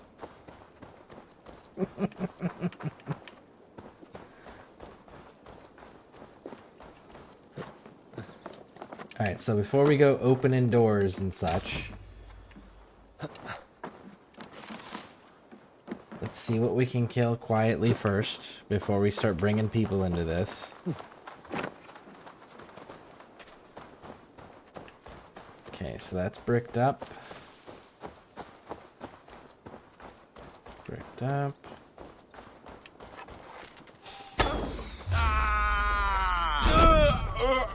Thanks. Okay, so that one's gonna have to be a force entry. That one, on the other hand, doesn't have to be. We've got 17 arrows. Yeah, we're almost full. Alright, so let's jump up here and fight our way through the ceiling. Or through the roof, rather.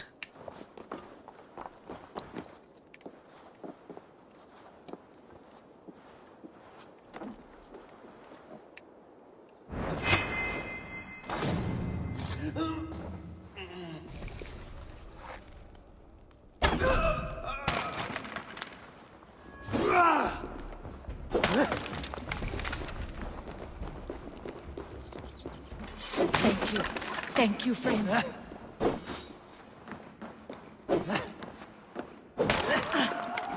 Well, you guys are here. Does that mean you guys will help me? It's good plunder here, but I'll need help. Nope. Okay, so the rescued prisoners cannot help you open the chests. You will still actively need your crew.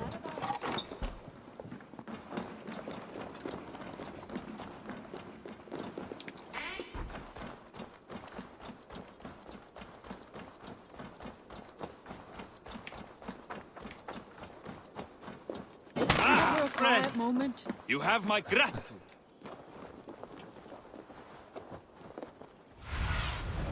Stretch your wings, Sunan.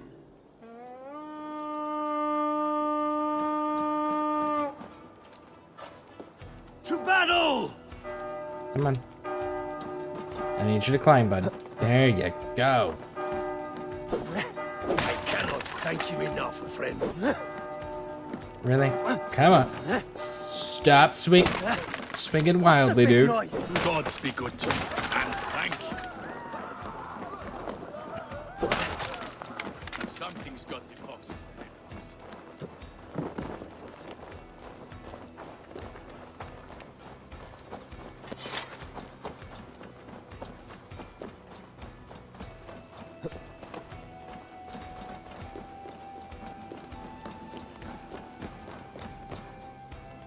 Give me a hand!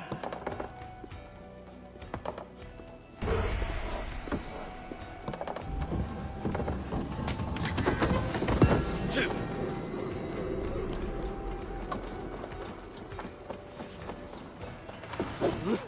My thanks. I'm in your debt.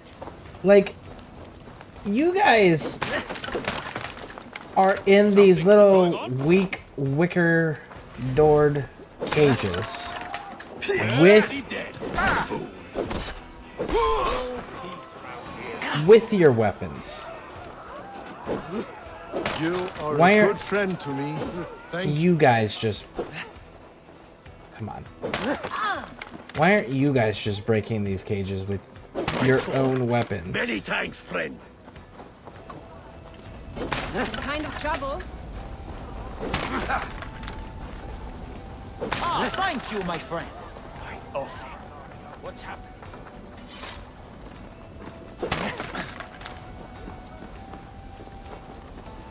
They lit the cage on fire while the prisoners were still inside. No. Give me a hand over here.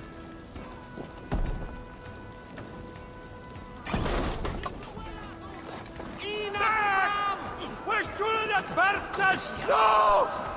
Oh. Well, there was soldiers in here originally. I guess they were just like, ah, we're out. Help me with this.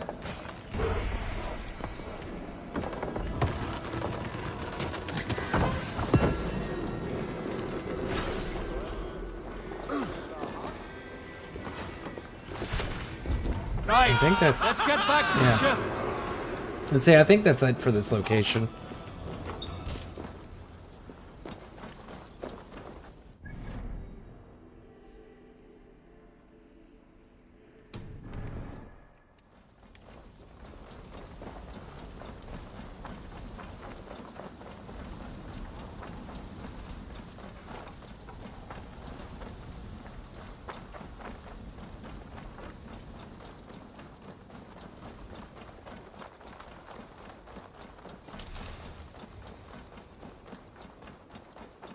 And the turkeys are outside.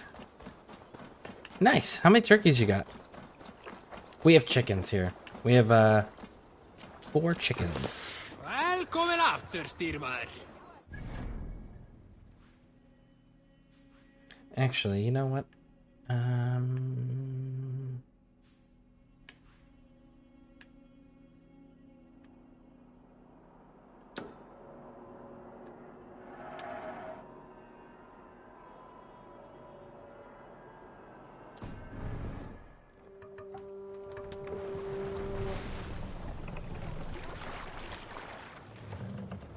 And 15 chickens, 5 ducks, and 2 turkeys. Man, that sounds like you're pretty damn busy most of the time. You know what? We're just gonna fast travel from here. That's gonna be significantly faster. But I got them all fed and watered and a little shade. Nice. That's very cool. Yeah, they just changed the regulations around here.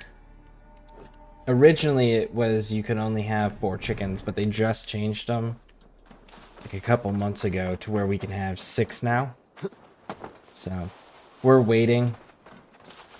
What we'll probably do is when these chickens, because we use them, we get eggs from the chickens, and they're cream legba chickens. So after they get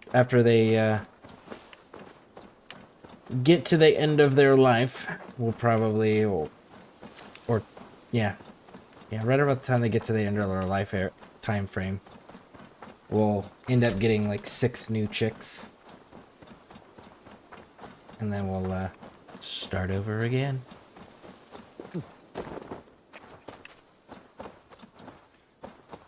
At our peak, we had 30 birds. Last summer, I was collecting 19 eggs. 19 eggs a day?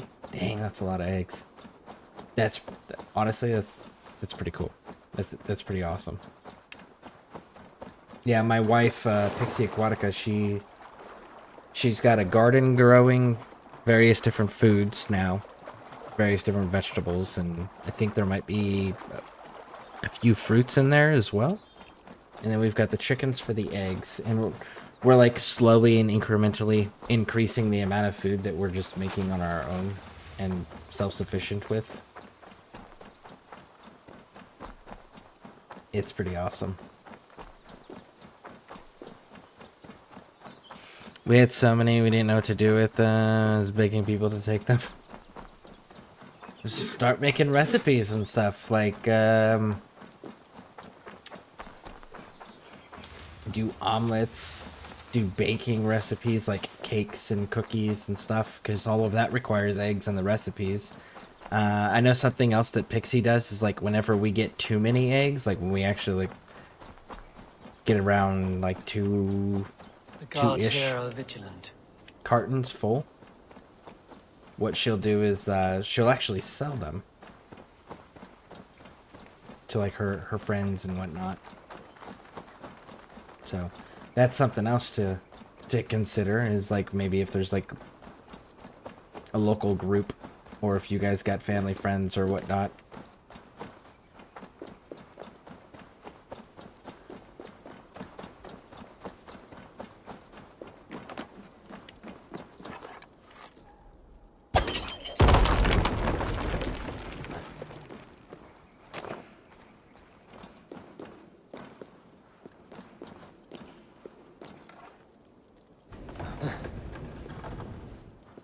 So much fried rice. Yeah! Fried rice is another good thing to put them eggs in. Throw a couple vegetables in there.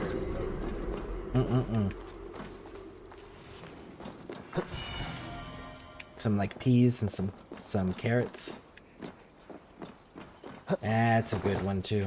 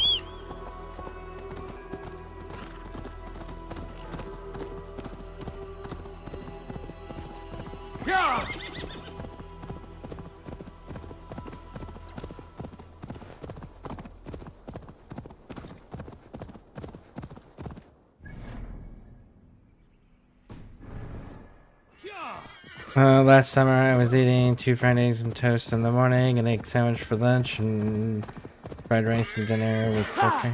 Still had heartens. Dang.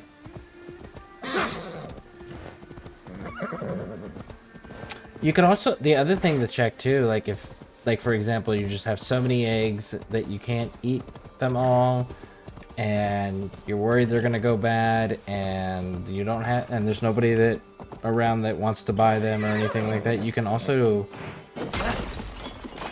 check what the rules are for like your local food banks and your food pantries to maybe help out families around your area that might be in need of foods. Like that's always an option too.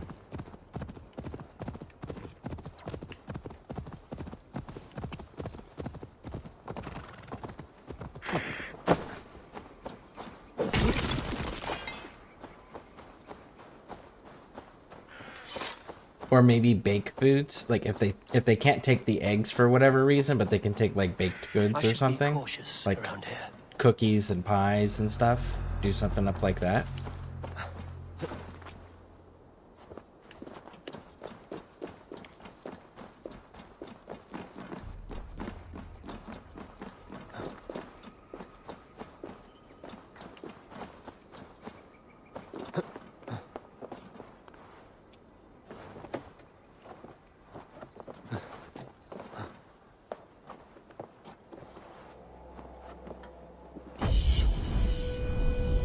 I had hella protein. Unwashed chicken and eggs are good for 2 minutes. Yep. But I figure 19 eggs a day and you're eating significantly less than that at a certain point, you know. So it's just offering alternative ideas there. Ways to use them that where they won't go bad.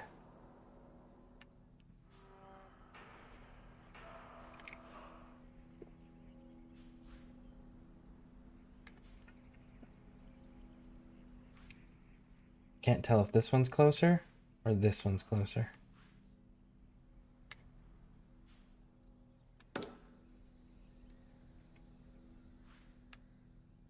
$250, holy shit. I think we're gonna go this way because this is just a little pocket corner.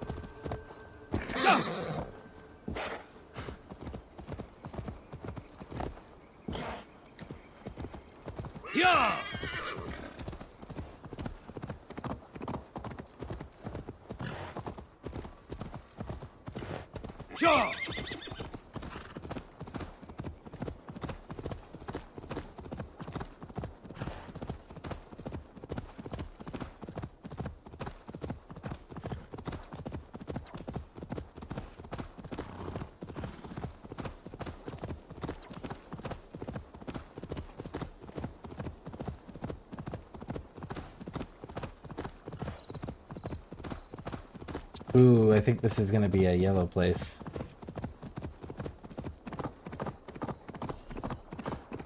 Won't be gentle if they spot me.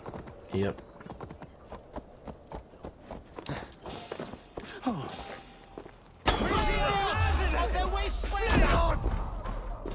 Thank you. I'll take my arrow back.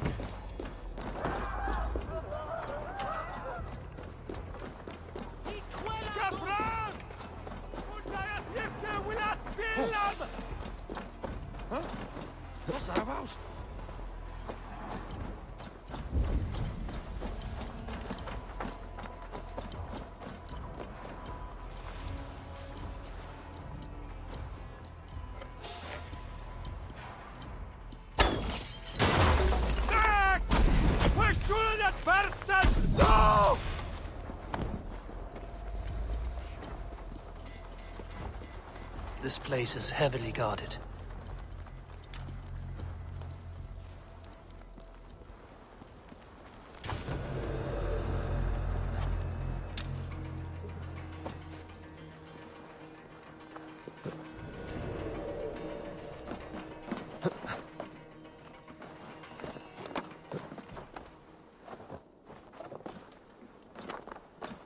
Okay, go up, up, up.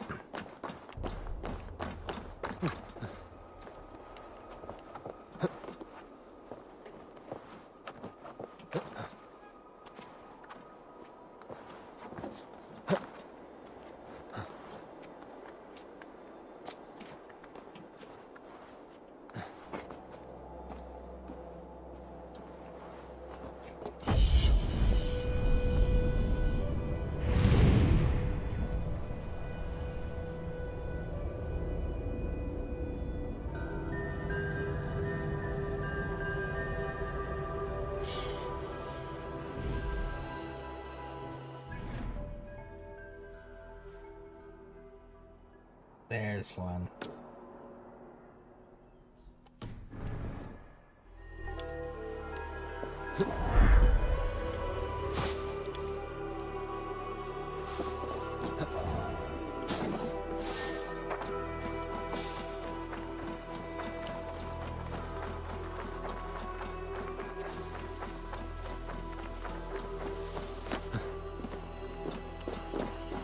Let's try to get out of here.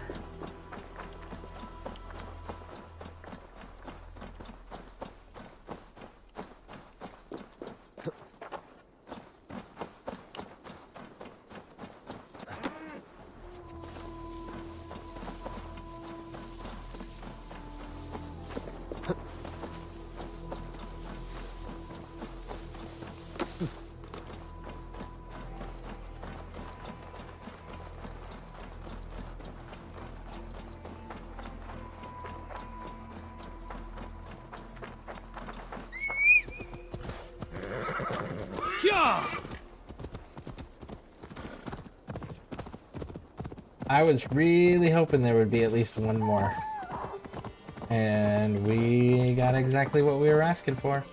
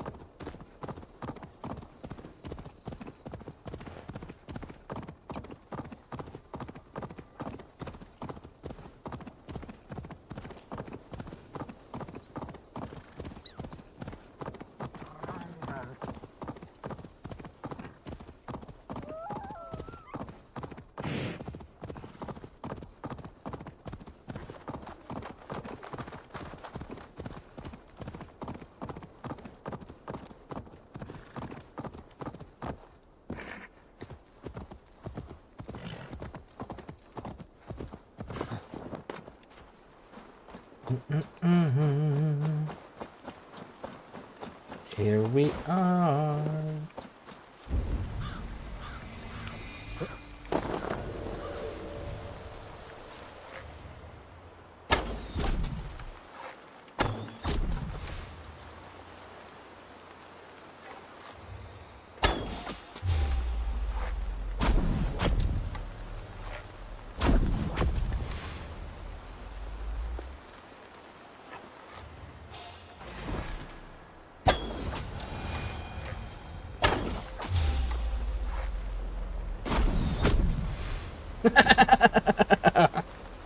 They all just came up at the same exact spot.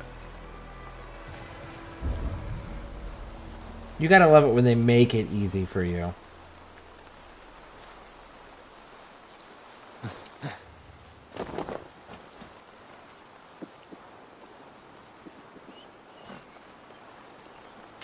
Hey! Ah!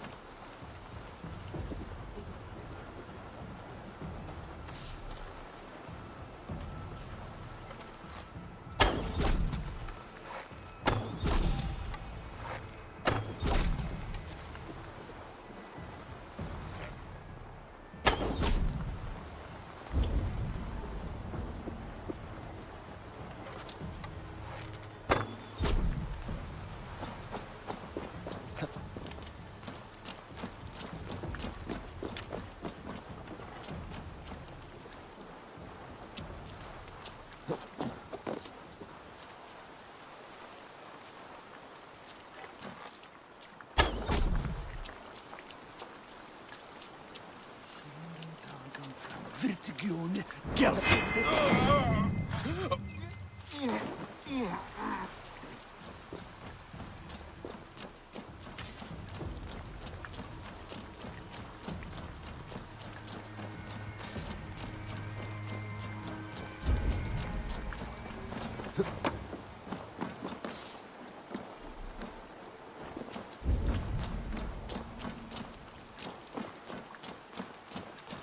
Okay.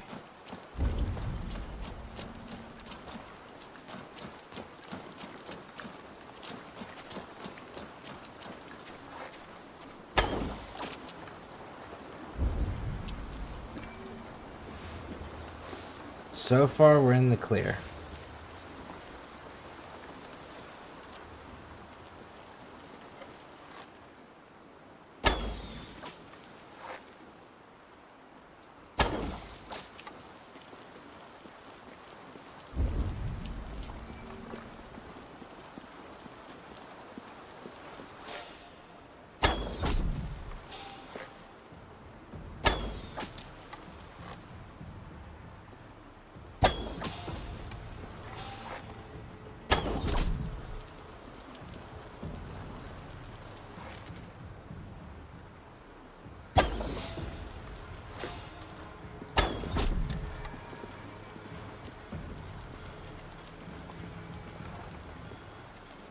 He's like, I don't know which way to go. There's so many dead bodies everywhere.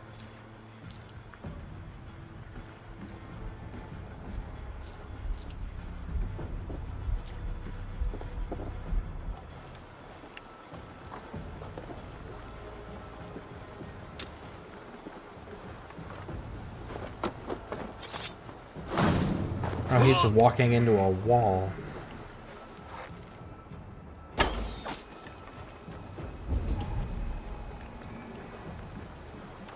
There's 3 more down there.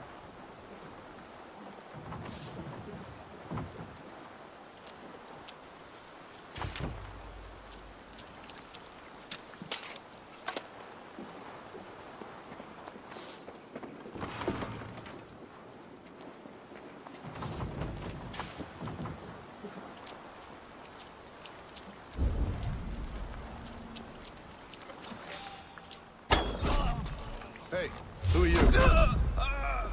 Nobody to concern yourself with.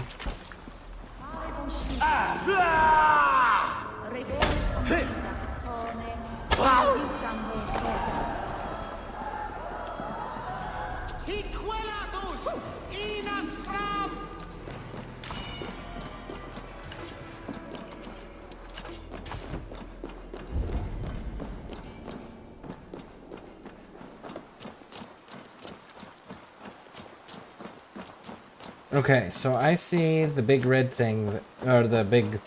Oh, wait. There is an explosive thing next to it. Nice.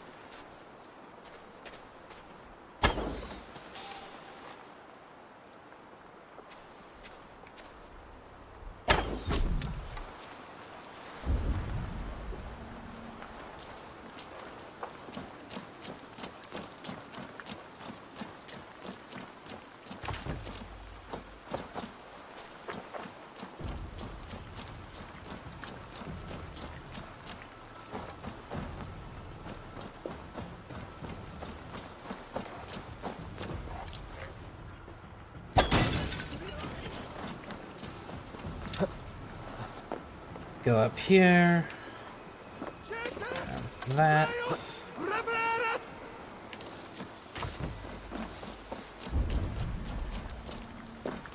And there was like two or three dudes down here.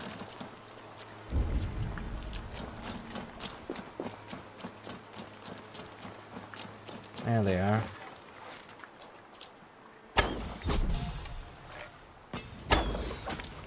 Ooh.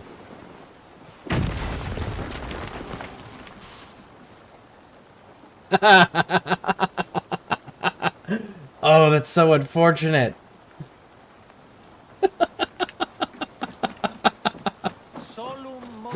I did the headshot of the first dude, and he fell on a... He fell on an explosive barrel, and it lit the greenhouse on fire, which then exploded and killed his friend. Oh, that was totally not intentional, but that is so funny. Show me what lies ahead.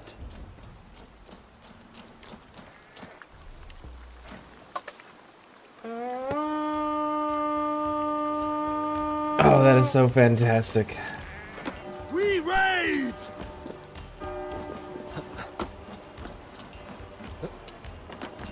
Ooh, somebody's alive. Who wasn't here before. Sit down. Taking my arrow back, too.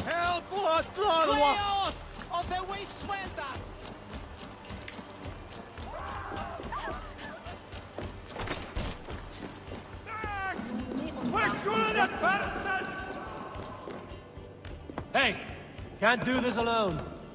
Open sesame!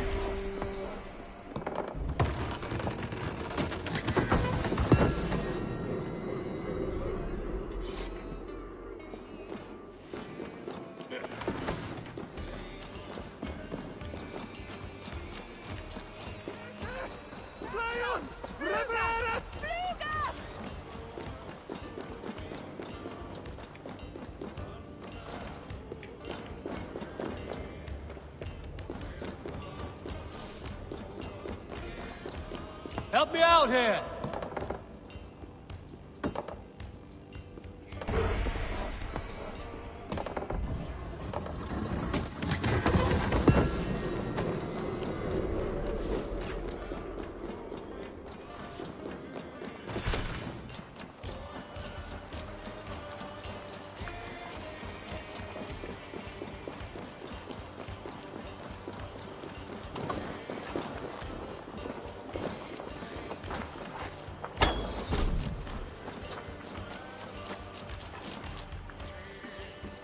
Let's spill some in it. Oh!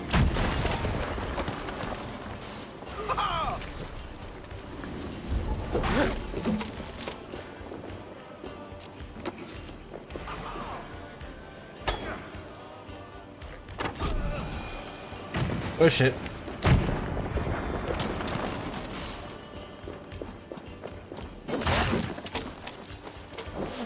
Stop blowing shit up!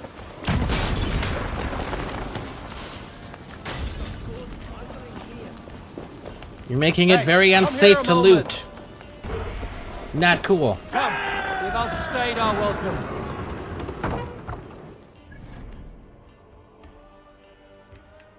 There's got to be something up here. You know what?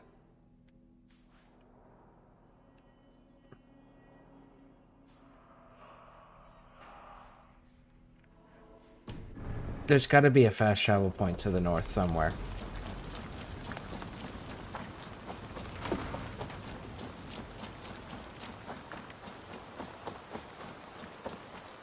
Even if it's like a dock or something.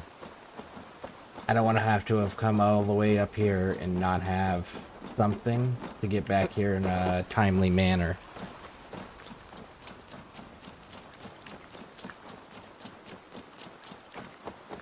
So let's just run it north and see if we can run into like a fast travel point, like a dock or something.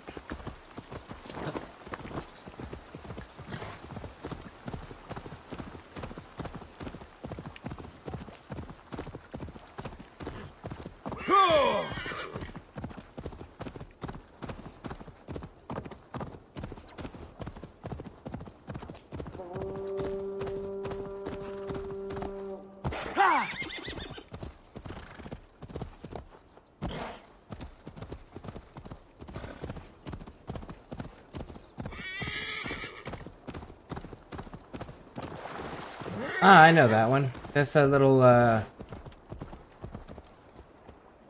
that's that location where the queen hides out.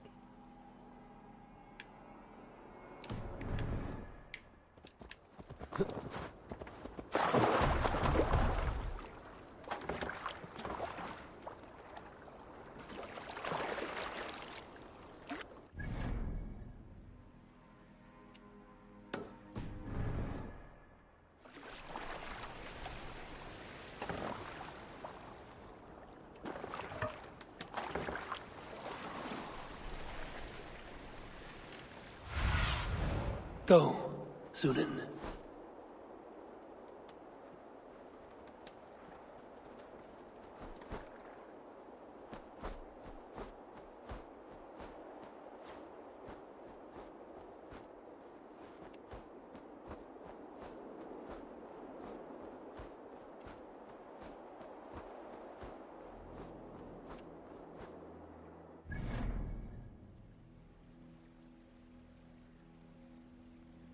There's a city this way. It's like vastly outside of our difficulty level, but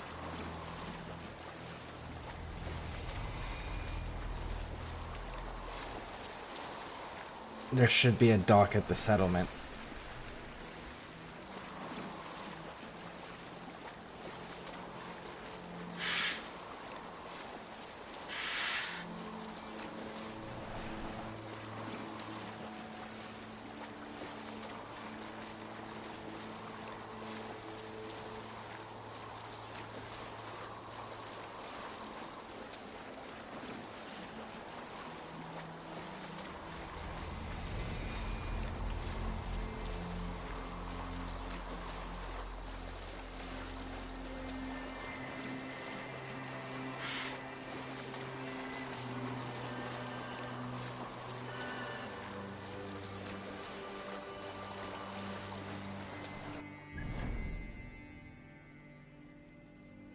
Unless, you know, I'm just like completely fucking wrong. It's always a real possibility. Because that certainly doesn't look like it's got water access.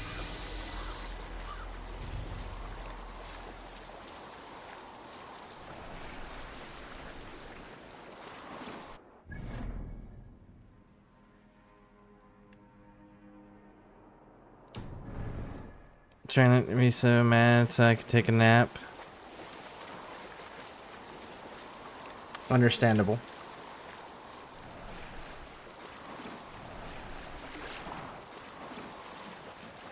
Unfortunately, there's not a good solution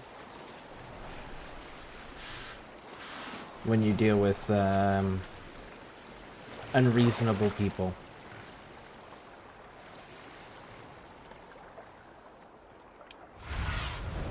Aid me.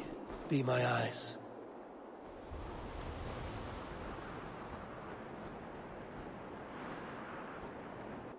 Okay, there's a waterway right there.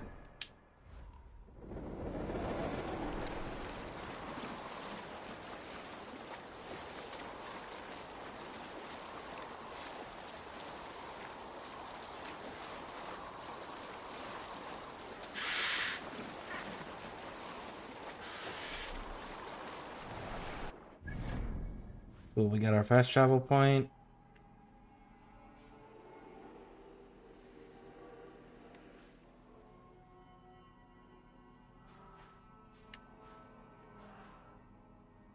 Where am I currently? You know what? We might as well just wrap it all the way around at this point.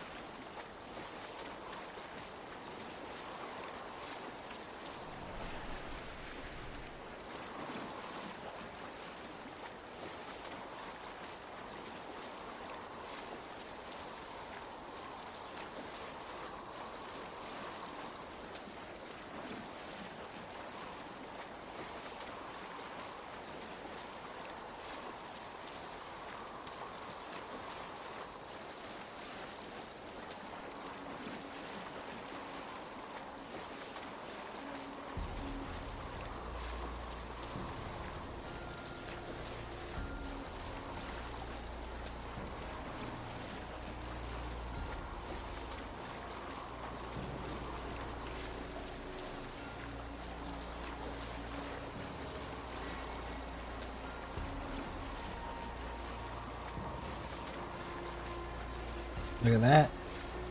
Another dock.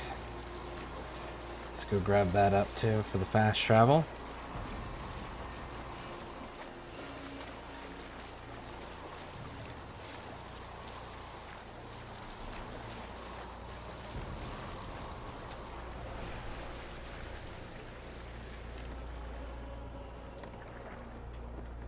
Interesting that you guys are running the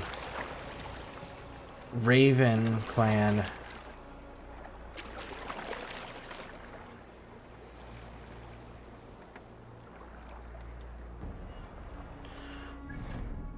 Where the fuck are you people?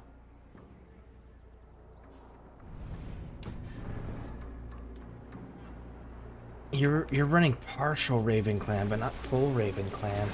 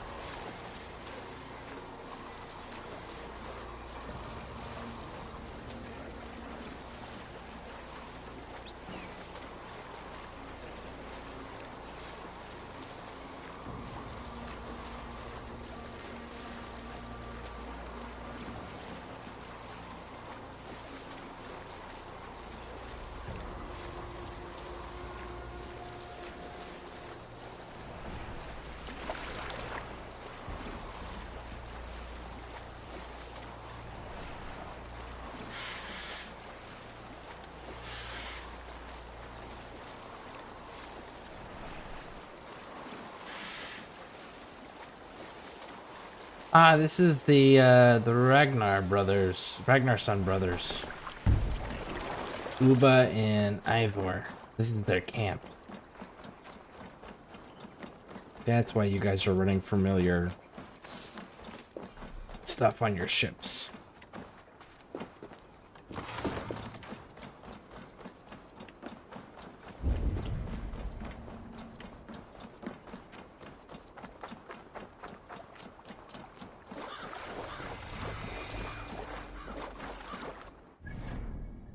And we should probably save. It's been a little while since we've saved.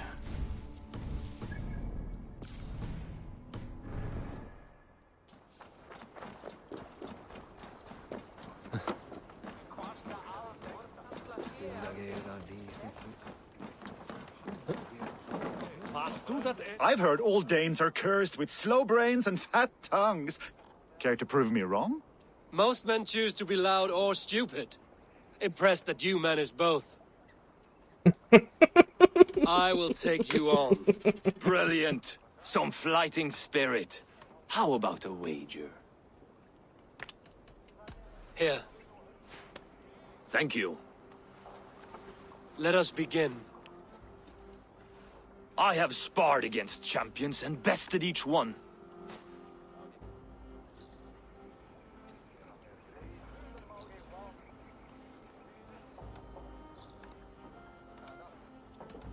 When to beat such a braggart would surely be fun. Oh, to beat such a bracket will surely be fun. Ah, quick to bite back. Be careful, young Ulf. You're a misfit, a half-wit, a foolish old grouse. You're a weakling, a milksop, a codger, a louse. You're a weakling, a milksop, a catcher, a louse. Brilliant. We won, I'm that's the two. greatest of flighters, a master of verse.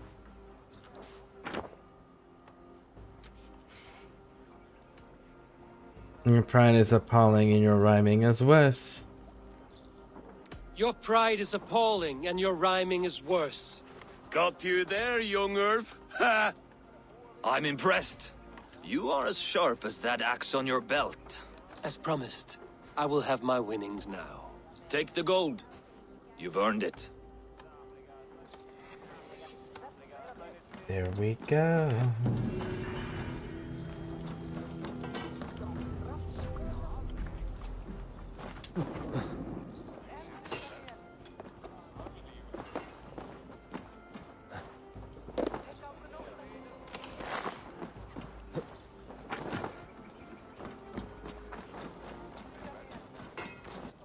Alright, so we can close that one. Go up here, check the goods. So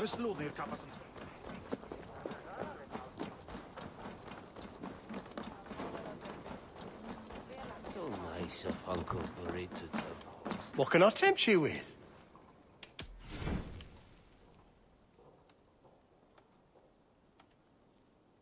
Still doesn't have the... You wouldn't regret getting this. How much do these... What am I...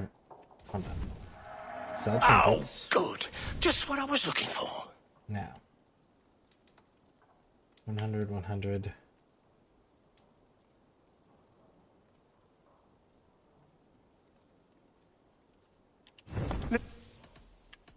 I will... No, he does not have what we want. Horns. Put the...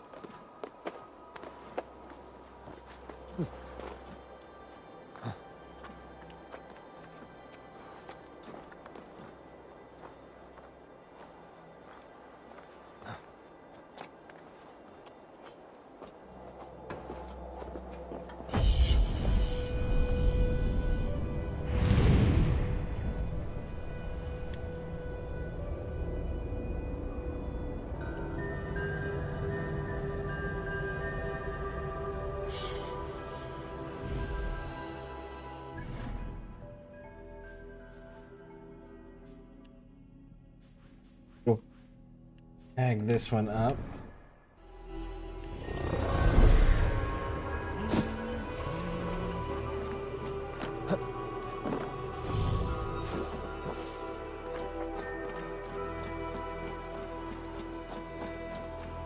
Let's get outside here.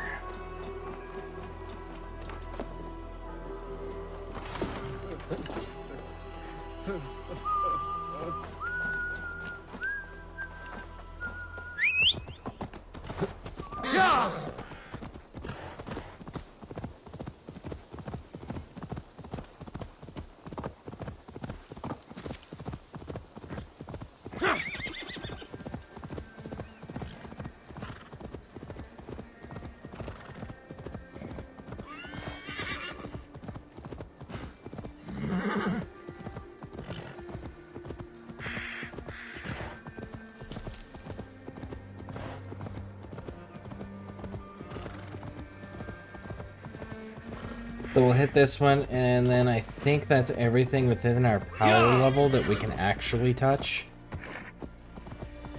Because the 90 plus stuff is still outside of our reach.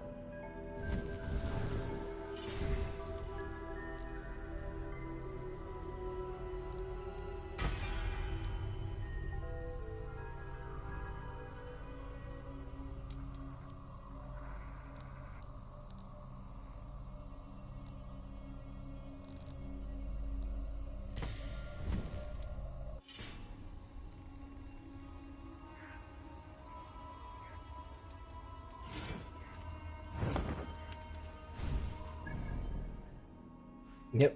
Alright. Everything else is outside of our power level.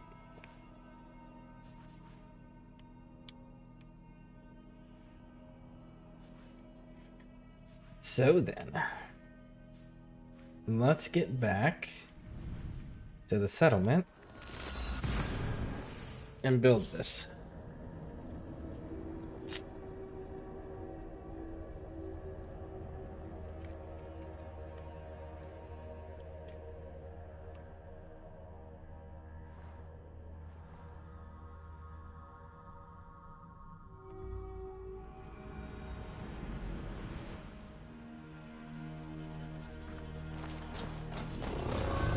Baxter.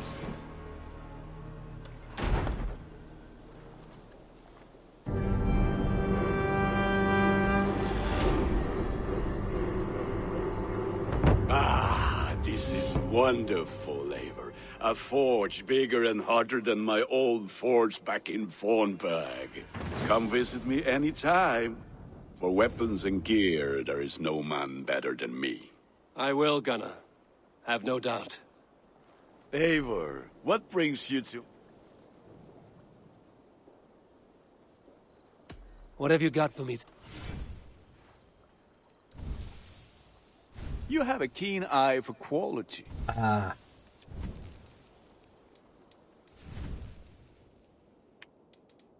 Ooh. Okay.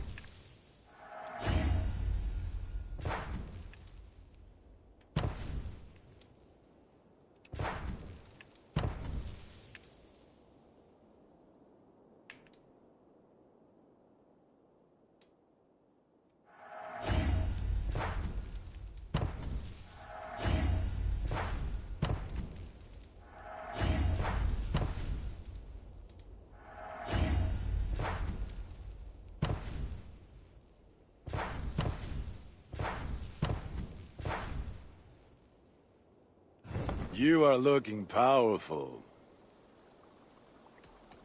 I have to go. See you soon. May they sing of...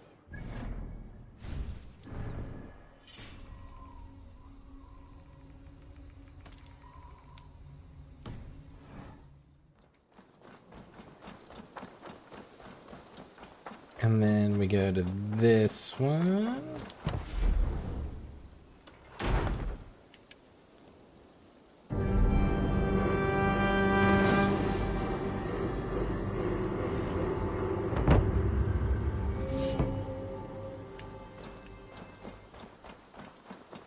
There we You are. have my hairstyle?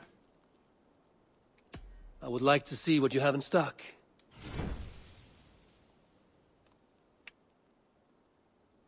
Nope, not yet. Is that everything? Until next time, Eivor. Nice to have a more permanent spot.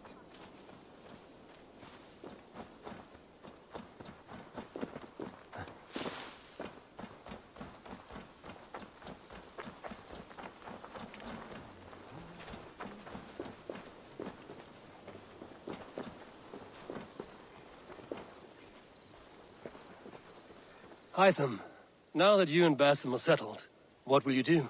We have work to do, starting in the cities of England. London, Jorvik, Winchester, all three are infested by members of the same order to which Kjotve belonged. But their reach extends much further than this. Of all the lands on Earth, I believe England is the most overrun. Do they cause here the same turmoil Kjotve caused in Norway? Not just turmoil. They spread a plague of delusion, teaching men and women to abase and abuse themselves in exchange for power. You have strong feelings about this. Of course. This is the sole purpose of the Hidden Ones, to liberate the body and spirit of man from any unnatural shackles. But we have not operated in England for over 4 centuries. Since the fall of the Roman Empire, the Hidden Ones have not had a presence here. This absence has given the Order of the Ancients ample room to grow and thrive. Our task will not be an easy one, but with a bureau, Basim and I could begin our work. If you have the time and spare resources to build one, we would be most grateful. I will see what I can do.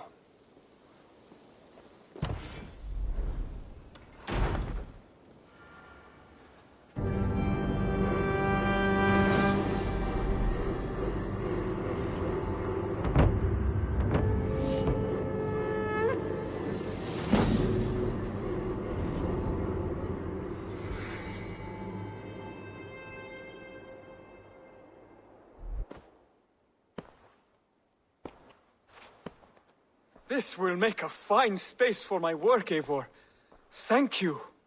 Well, if your work benefits us, I will see that you keep it, for as long as you live among us. I believe it will, for we have common cause against our enemy. They have dug their claws deep into England. Eradicate them where they are strongest, and the alliances you seek will be far easier to come by. In London, they now operate without restraint. If you were to eradicate them, the city would be in your debt. I will talk with Ranri about your idea. Get her thoughts. Good. Yet, before you do, there is something else. A gift I wish to share. A gift? I cannot show you here. Will you walk with me? I will. Lead on. Oh, we're gonna prank this dude. I like doing this. I think it's funny.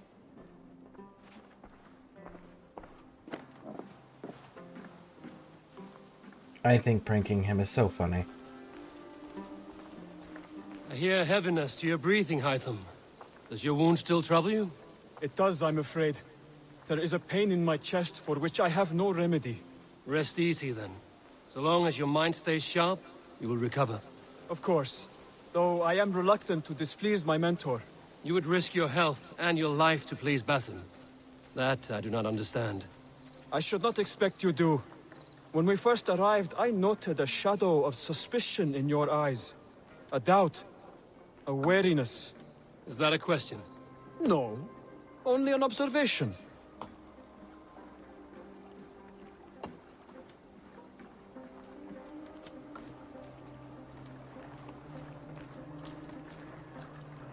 Are you well enough to steer this boat? I am. Have no worry. It is only prolonged stresses that exhaust me. My energy runs low rather quickly.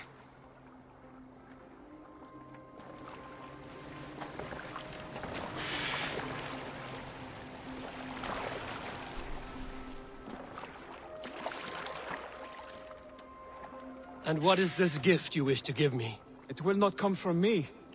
It is a gift you must give yourself. More riddles.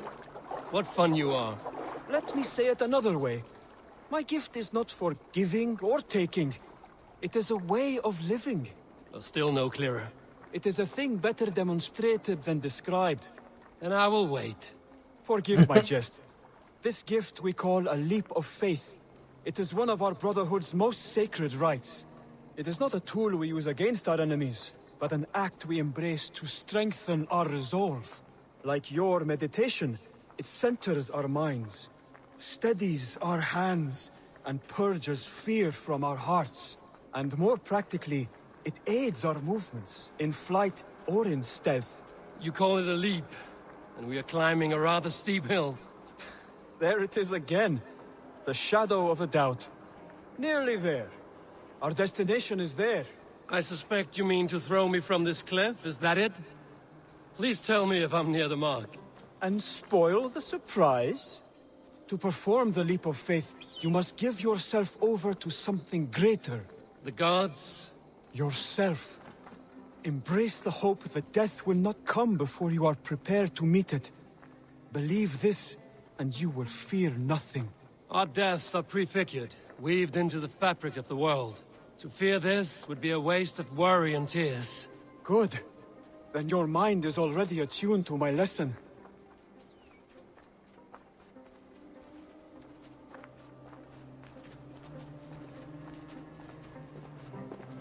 Alright, so, if you guys ever want to prank him, this is how you do it. You have to listen to what he says. I always find this so funny.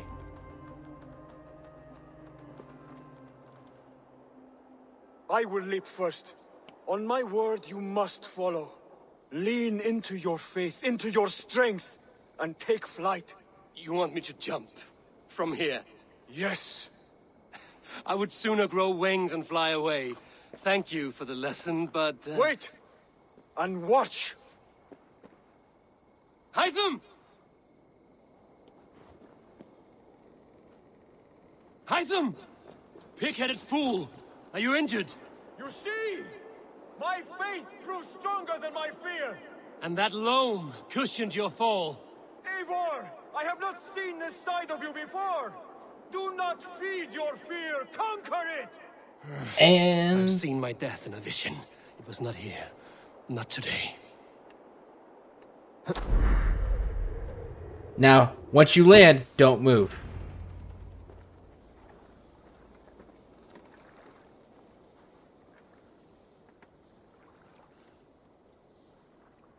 Eivor, are you well? Eivor! Speak! Oh dear, this is not how I foresaw things. Not at all. Dear God, Basim will have my head for this. Yeah! A perfect fall. And how did it feel? You spoke true. It was madness and vigor. A purging of fear. A gift I give myself. I see that now. Thank you for showing me the way. Of course. And thank you, Eivor, for hearing me out. You called this leap of faith a sacred rite. Do all Hidden Ones practice this same ritual? As far as I know, it is a rite of initiation that dates back to just before the birth of the Christian Jesus. Are you hoping to initiate me? I might try if I believed you would join. But that is not my purpose in England. Basim and I are hunting larger prey. The Order of Ancients. Yes. You remember the medallion you took from Kjotve's body? That is their symbol. They are a plague, one we hope to purge from this world. Like us, they act in secret. But their aim is to rule the world, not free it from unnatural fetters. The desire to rule is not unique to this order. Sigurd and I want the same. A land to call our own, and the honor that comes with it. Do not compare yourself to such people. The Order has no honor, no principles, no humanity. Yet they sit on a great many of England's thrones. If you seek to pacify England for the safety of your clan... Then it may be in my interest to give you aid. I understand. You desire alliances. We seek to rid England of its deepening rot. Where these hopes meet, our cause does too. You may think this land ruled by harmless jarls and bumbling thanes. Yet look more closely, and you will find a deeper threat. The Order's invisible hand touches all. It shapes everything, instilling its poison into every level of society. From the lowliest fishmonger to the richest merchants, from wealthy thanes to useless kings, the Order has corrupted all. Basim has given me one task here. To locate and eliminate the Order of Ancients in England, in whatever dark corners they reside. If we work together towards this end, it will benefit us both. You will have greater influence over the kingdoms of England. And you will have more medallions to count. Exactly. You should begin in London. I have credible reports that the Order is working now to seize the city. I will speak with Randry about this. And while you are there, be on the lookout for our symbol. Centuries ago, the Hidden Ones had bureaus built around England. There were 6, I believe. If you can find them, search them well for documents bearing the same symbol. It will greatly aid my studies. I will. Thank you, Hytham, for all of this.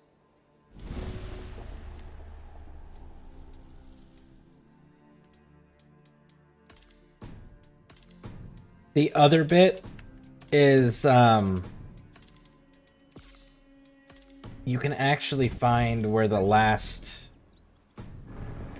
Hidden One master, the last master for their order, where his remains are.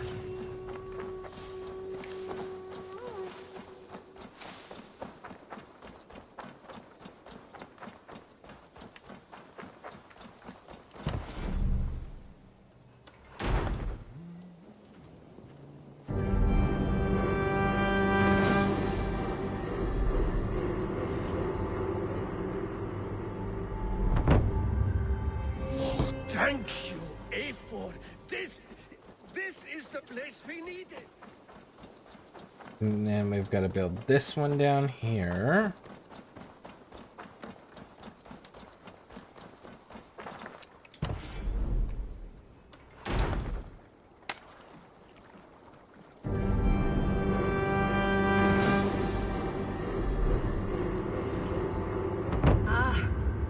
With this, we can recruit more warriors. Now I can build the most vicious crew ever to sail the rivers of England.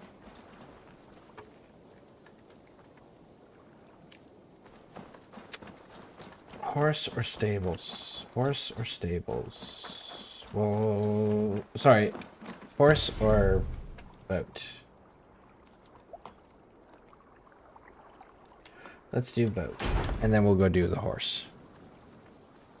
I should have enough for the horse, too.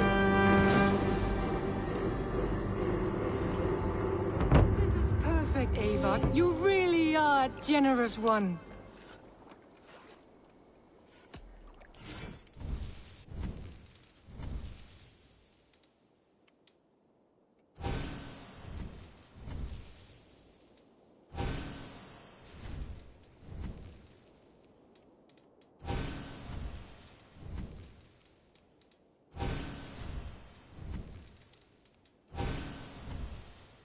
Enough for today? Actually, might put the Black Raven stuff I must back be on my way now. And Goodbye. just keep the eye patch. Until next we meet. This is perfect, Eivor. You really are a generous one.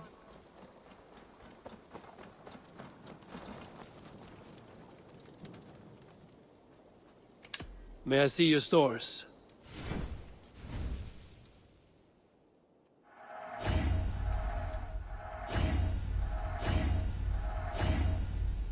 Nothing else I can do.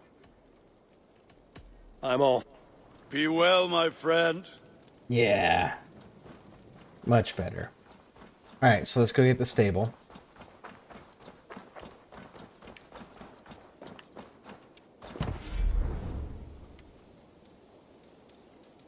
We're gonna leave all that alone for now.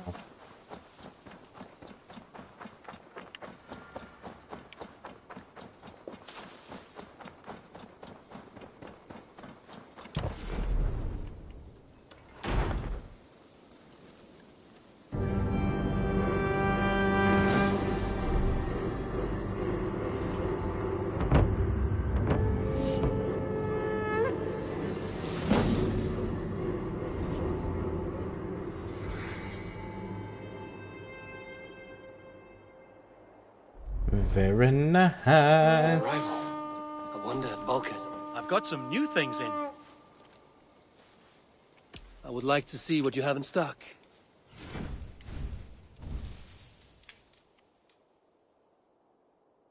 Oh.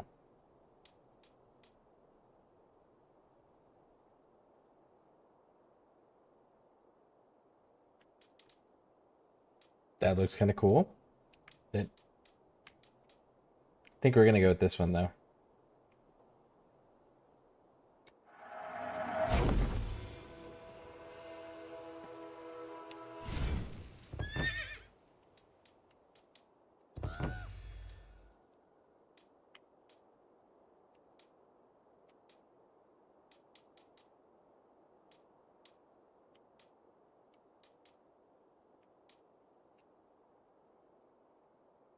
Blue Shades does look pretty dope too, though.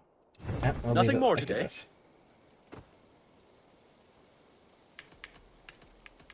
We'll deal with the I must training be on- after we get our hair done, because our That's a damn fine hairstyles. stable we have now. Lord, look at it. An arrival. Until next time. I wonder if Volker's among them. I don't think you have new hairstyles. Tove and do you? I have some new designs. May I see your stores?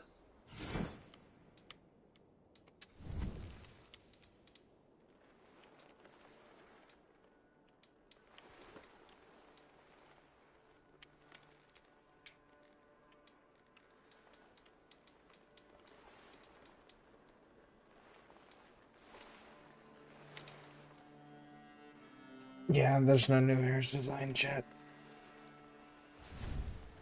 All right, if you're done. So long.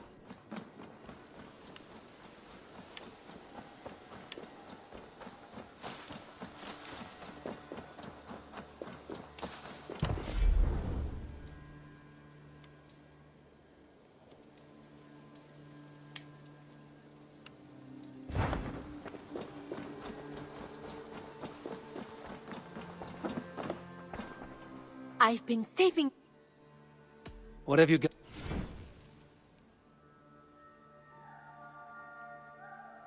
Ah, there we go. Now we've got the hairstyles.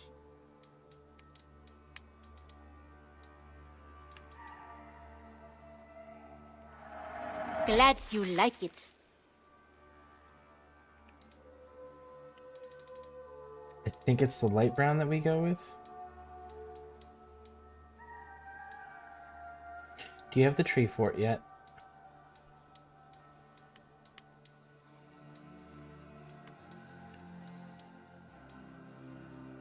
This would suit you, I think. Go on, give it a try. You don't have it.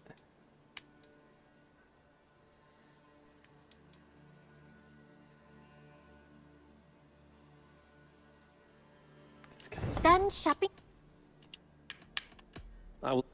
I hope to see you soon. Alright, now let's go get our hair done.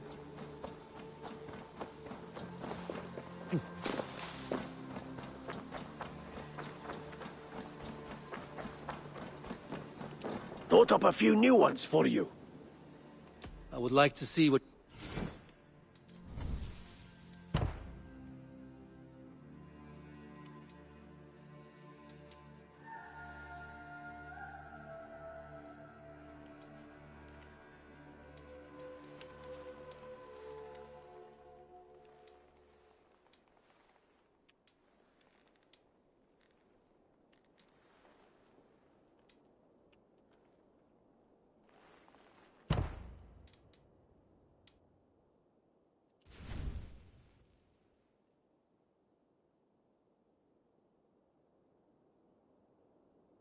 That all for now?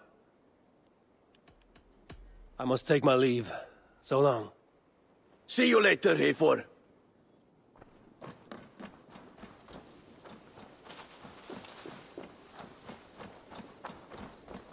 Alright, we have 40 supplies, and I think Volka's had his 45. Let's double check it, though. I'm pretty sure hers is 45.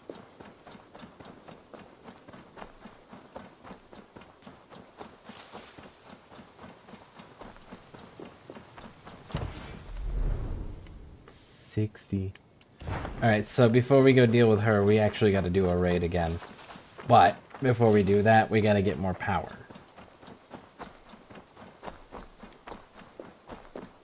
And you can now train my horse. Can we do a bit of training? Absolutely.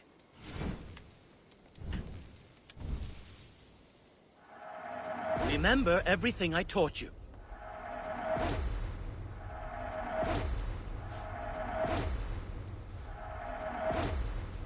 Cool. Training is absolutely finished. I'm off. Bye, Eivor. Alright, let's go talk to Sigurd.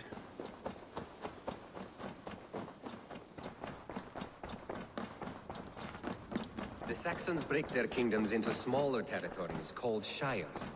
This one is called... Eivor, in here! What will you keep in this room? My finest weapon. For this room is yours.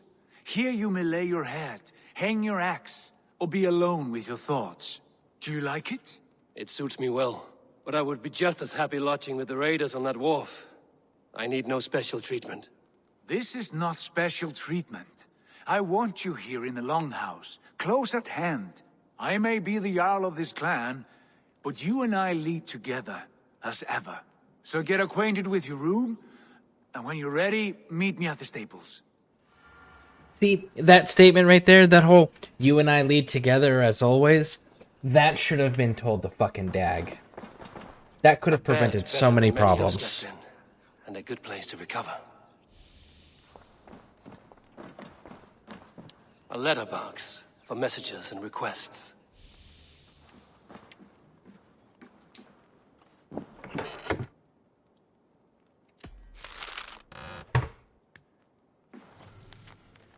Fit your needs as you grow our reputation on the side and make new friends and allies, and it is important to keep constant communication within Radvi. We'll drop a letter if you receive in the box. Time to time. Okay, cool.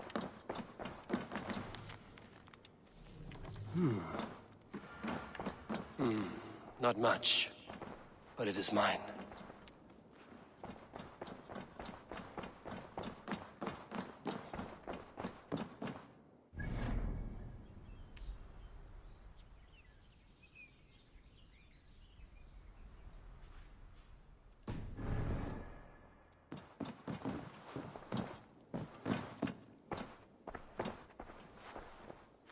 Okay.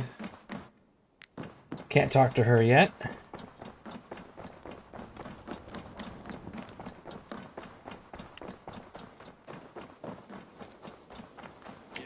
Be ready to ride at a moment's notice. Count on it, my friend. The path ahead is bright. With glory at its end. Farewell, Eivor. But why now? Dag, please. This must be done. Yes, and I can help. What was that about? Is Basim leaving us already? Sigurd means to leave as well. Is that true? We know the sons of Ragnar have camped in the north. It would do us well to pay them a visit, to strengthen our ties to this land. Is that where Basim has gone? Basim's motives are his own. Leave it at that.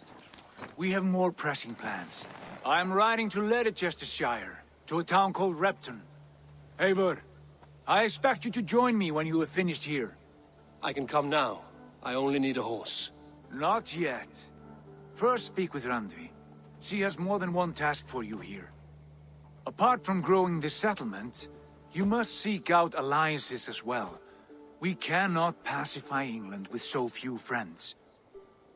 Then I must join you, Sigurd, for I am a fitter companion on long roads. No, Dag. You belong here with the raiders, and you will act as Eivor commands. Ride in safety, brother. I will follow as soon as I can. Yes, and I will keep our raiders sharp. Do as Eivor commands. Is he testing me? He may be. Sigurd is a wise man. I would sooner take orders from a louse.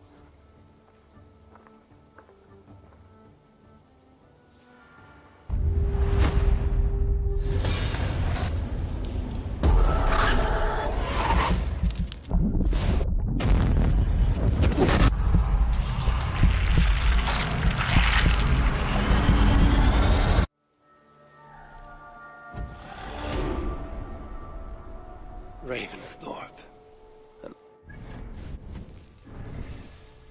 I want to get the regular eye patch.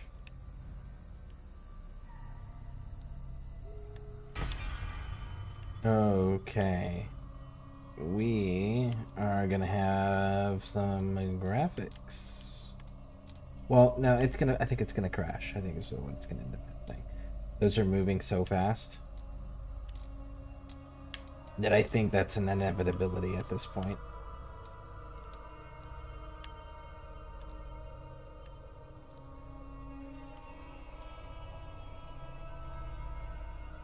So where is...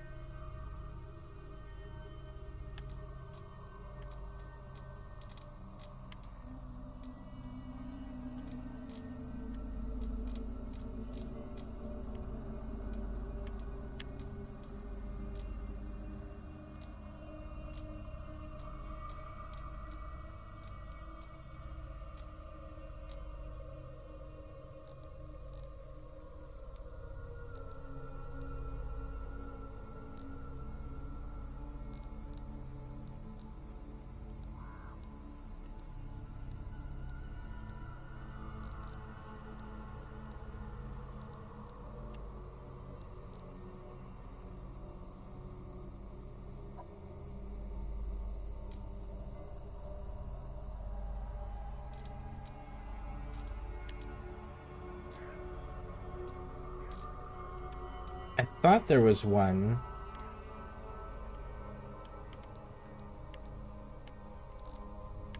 Where when you perform... There it is. Raven's Loot.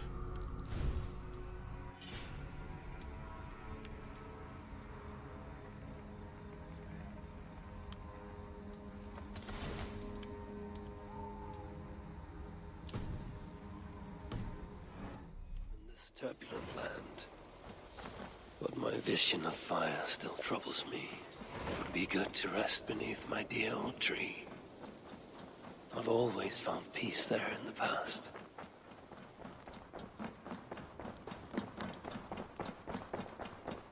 Ah, a new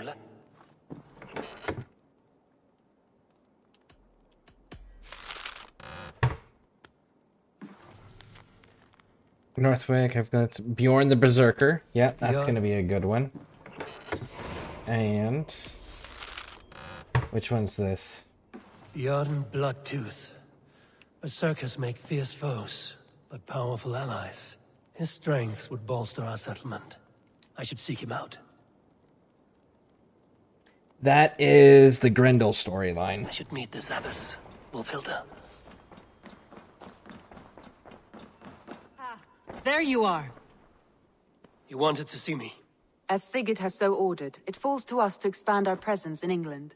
He wants to forge alliances, ironclad, with every Norse, Dane, and Saxon here. Right. We are the outsiders here. Making friends will help. Where do we start? My scouts come and go daily with interesting news and tidings, and I'm beginning to get my bearings in this fractured land. As I learn more, I can give you insight into each territory before you commit to a journey there. Of course. Once you have gained an ally in a territory, return home and speak to me. We'll decide your next move then. I understand. So, where do we start? You have two options just now. Join Sigurd in Leicestershire to the north and meet with the sons of Ragnar Lothbrok, or head south to Grantebridgeshire to meet an army of Danes led by one Guthrum Jarl and his second, Soma. And what's more, our young friend Hytham has been conferring with contacts of his own in the cities. I added his information to the map if you would like to know what he has discovered. I want to see the Alliance map. Okay. So, we're gonna go with Grettonshire first.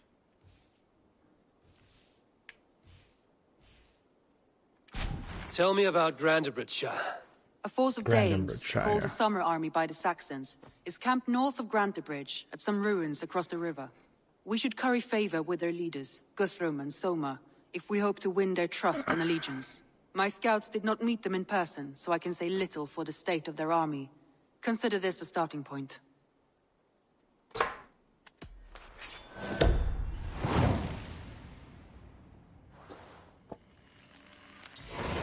I will leave right away.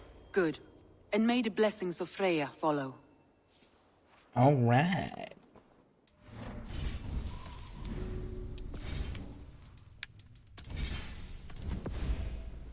All right.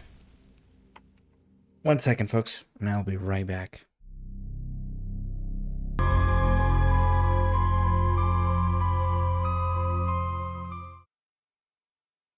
All right.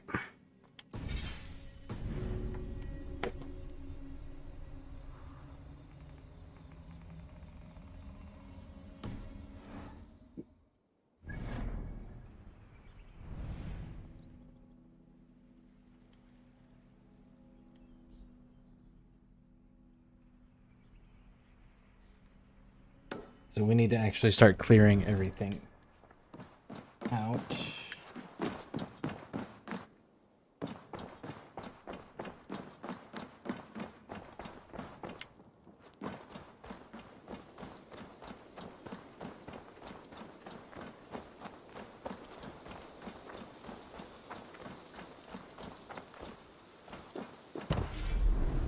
Man, I was really hoping that I would have the tree fort already. Hi, Eivor.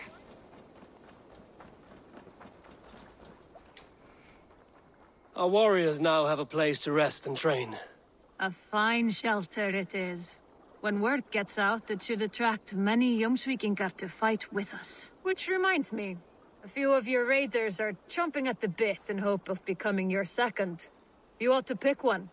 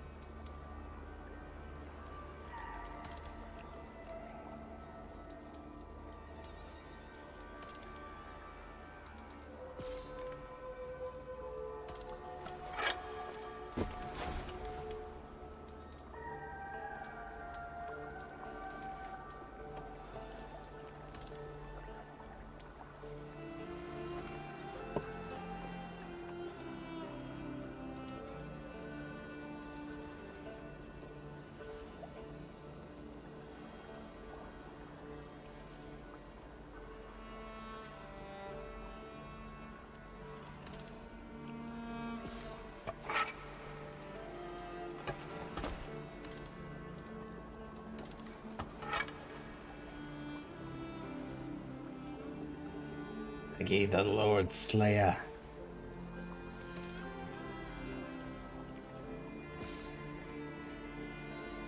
You're the ball breaker. Kind of a funny name.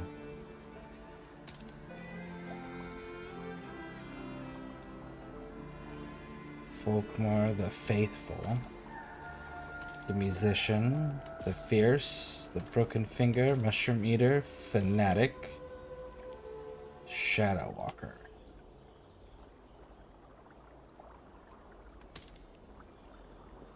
Ice Blood.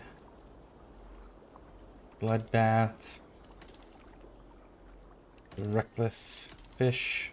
Fearless. Vigilant. Greedheart. Fuzzy Hair. Broken Finger. Musician. Fearless. Greed Face. Faithful. Scald. Dragon Hunter. Dream Wisher. Gold Tooth. Silver Skull. Knotter. The Guardian. I don't know if I want you to be the Guardian. Spear Piercer. Drangi. Wolf-fanged. Nah.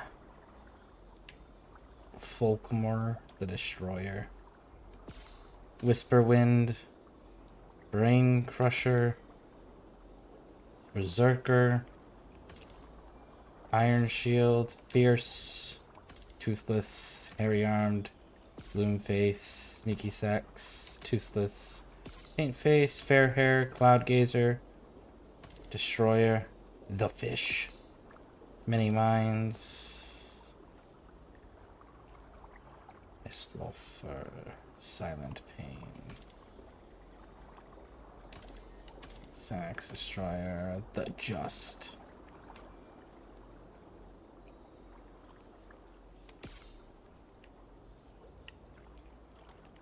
Let's feed the Selfish. You're back? Welcome back.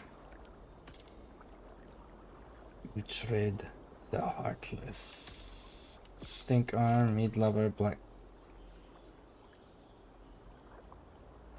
Ferndrali, Black Armor.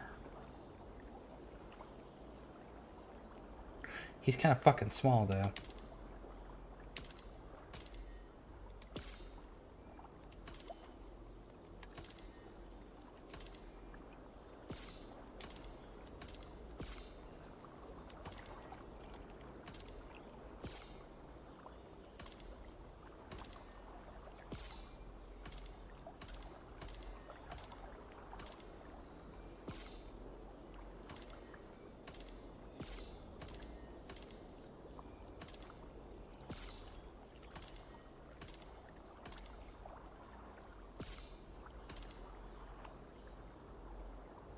Volkmar Thorham.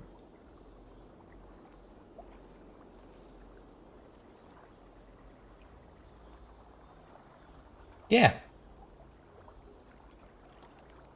No. Because I might change that weapon system out.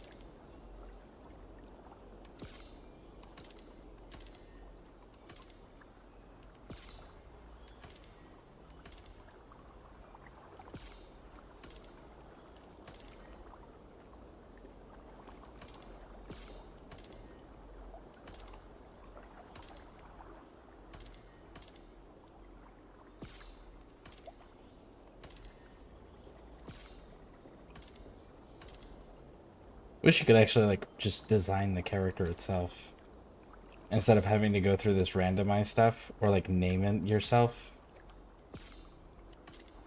One of the two.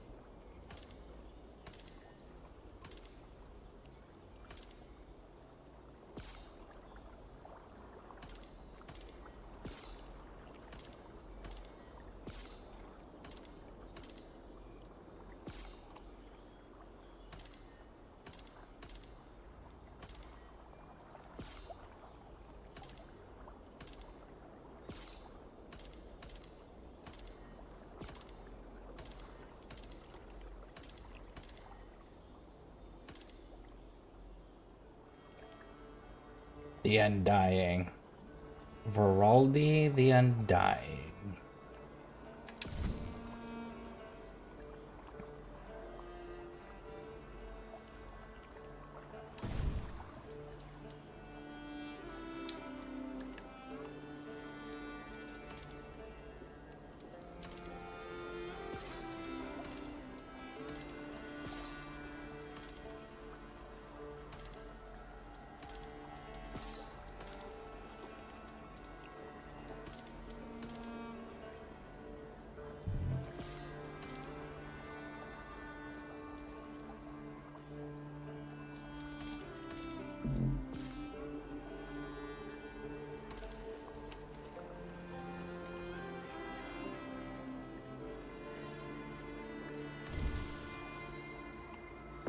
Hi.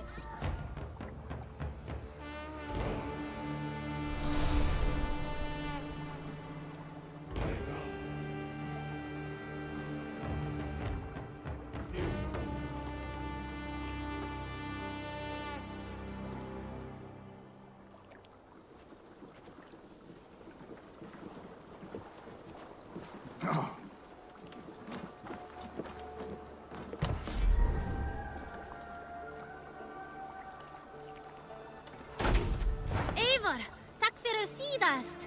Hey, Eivor.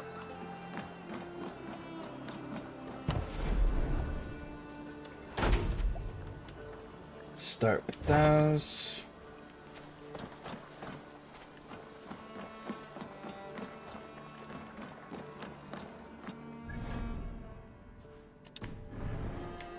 Here, let's hit this first quest up.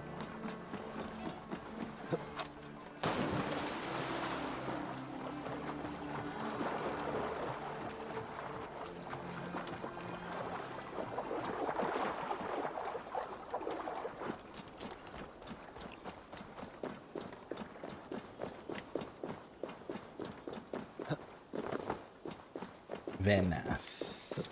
We've got the look going, we've got our hair squared away, we've got our ship squared away.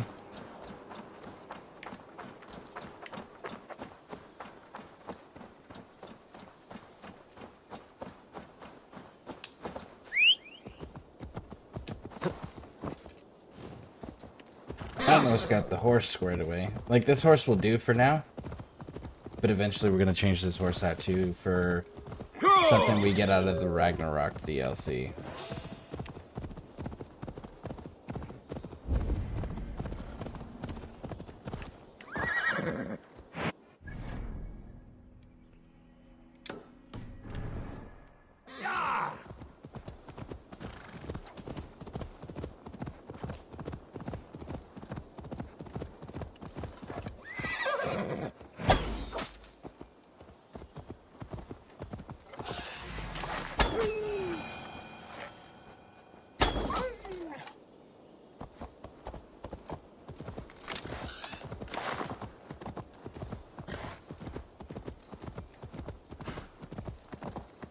Oh, this is the nudist dude. Let the wind tickle my skin forever. I made you what you are. My principles led to your great nudity. To all tyrants of garb, let it be known you are vile garment mongers.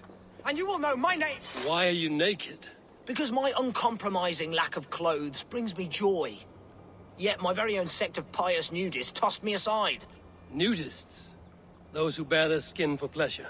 Indeed, we bare our skin at all times in the tradition of great Greeks and Romans. Yet some say I am too enthusiastic. Nude in prayer, at meal times, at work, in the streets and alehouses, everywhere. For Jesus loves us best as we were born. But the group I founded has expelled me. Oh, if I could exact revenge, steal their clothes and render them nude forever, I would. Now, I want to point out, he's clearly not nude. And neither are the female NPCs. The game has a nudity option where you can turn it on or off. And this is with the nudity turned on where it's supposed to be allowed. There's no actual fucking nudity in this game outside of a partial thing in like one fight, and that's it. A fair So I think day it's joins funny the ranks of the liberated. that they call themselves nudists and everything when they're like, you're not nude, you're just in your underwear. So the equivalent of bathing suits. Good job. Oh, that's the crate where we put our clothes. Just put your... Hey! Stop! Our clothes! Leave them! Stop it, thief! Guard thief!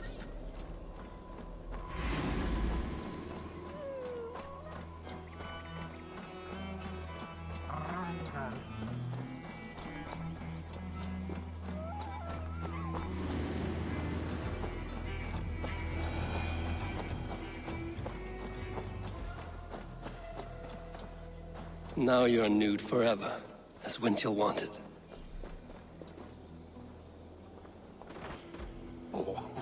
Now they will adhere to your principles. Yes! You have carried out my revenge. Wonderful. Now they must revel in their nudeness forever. If you like, I have a luminous text with my teachings, a breviary of why one must trust their body's exposed sinew. Enjoy. Be well, Winchell the chest-free.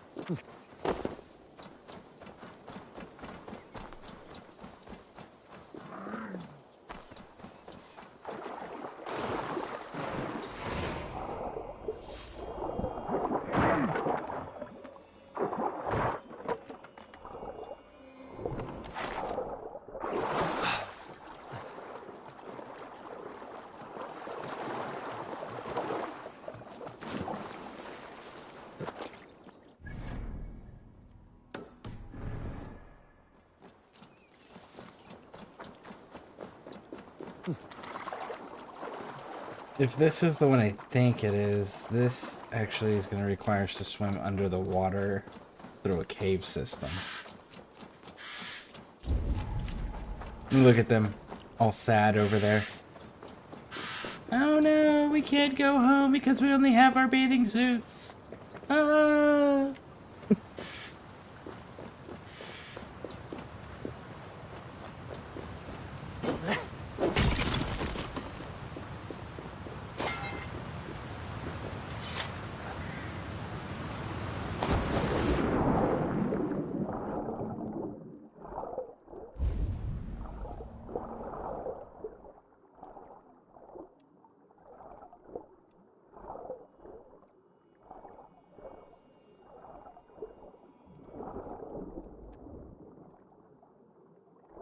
Oh, I guess we should open that there, huh?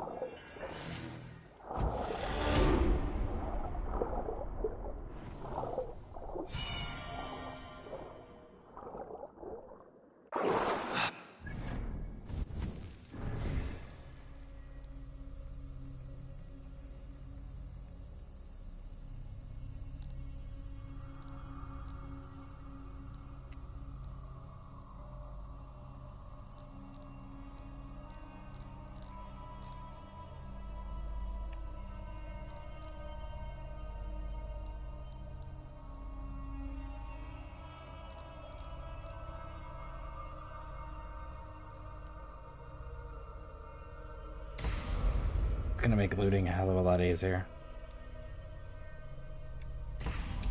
And automatically carrying a body after assassination will make it nicer too. Alright, so we need to go back to the waterfall.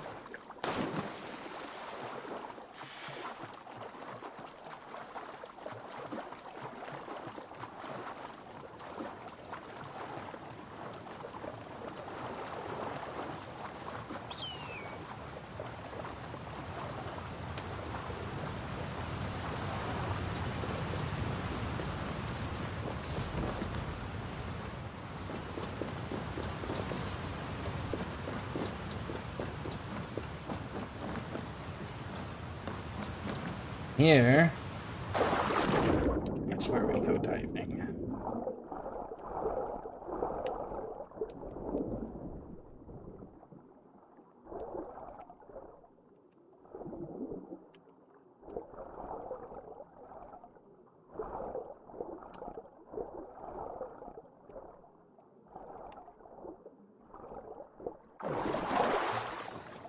And there's a quest that you can get later on where it'll actually lead you here. It's like, drink this and you'll gain great wealth. This chest is the great wealth.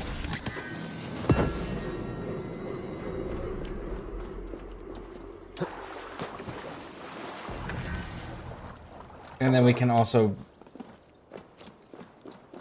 see this guy here.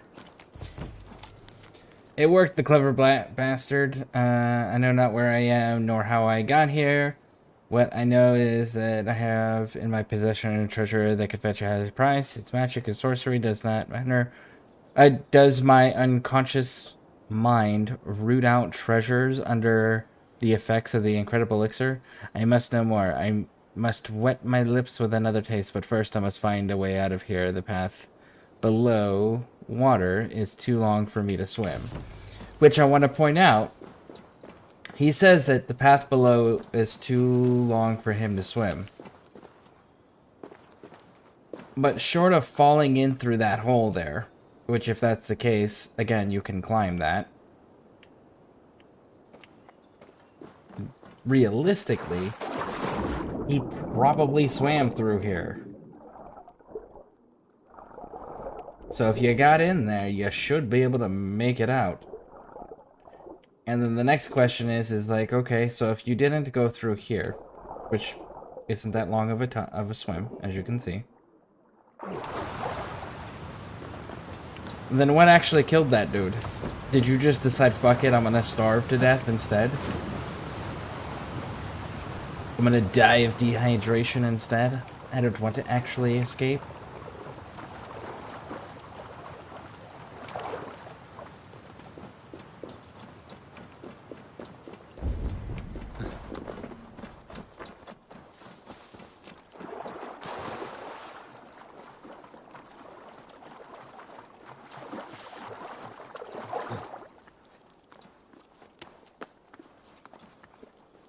Alright, all the way to the top.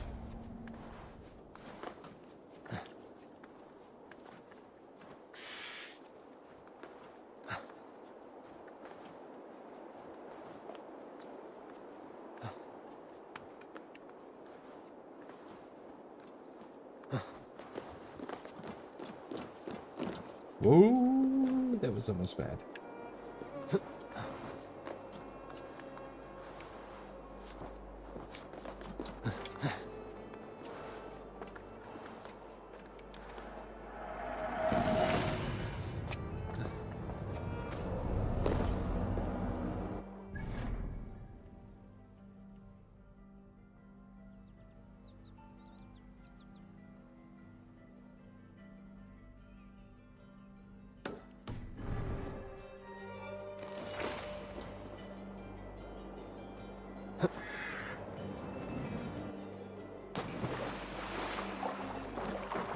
With how far they jumped out, they absolutely would have hit that stone ledge.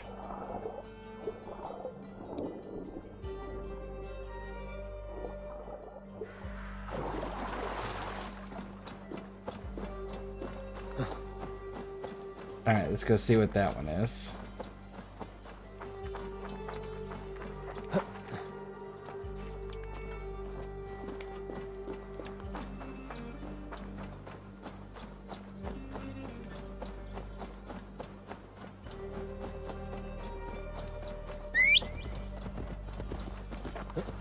Yeah!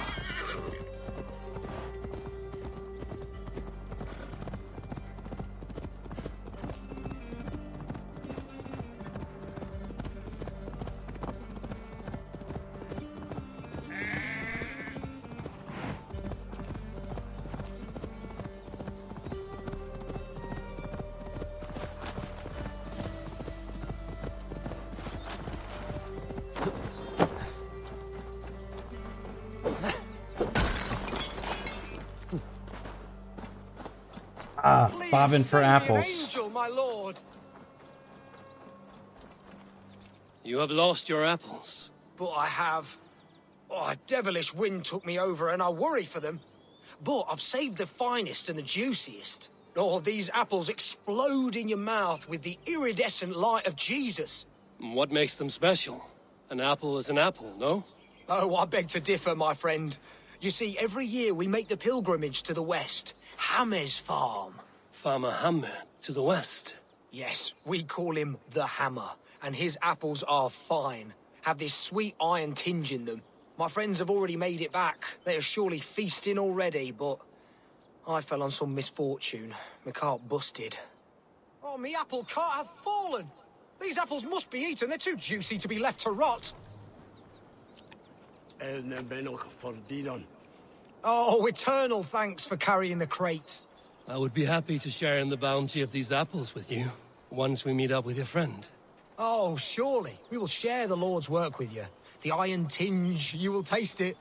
We all have earned it after fasting. Fasting? Is that when you lack food for your god? Yes, we show our devotion, remove distraction. But now, we give in to the fruits of our Creator's work. Sharing an apple with a friend is the most sublime experience. Oh. It is nice to sometimes sit back and simply enjoy an apple.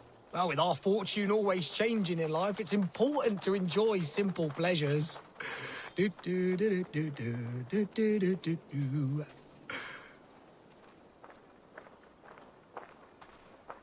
Oh, I am so excited for you to see my friend and eat apples with us. The act of walking, the pilgrimage we're going on. This guy's got a pretty cool We will prostrate outlook. ourselves for Guthlak at the end of this glorious pilgrimage, drown in his reward.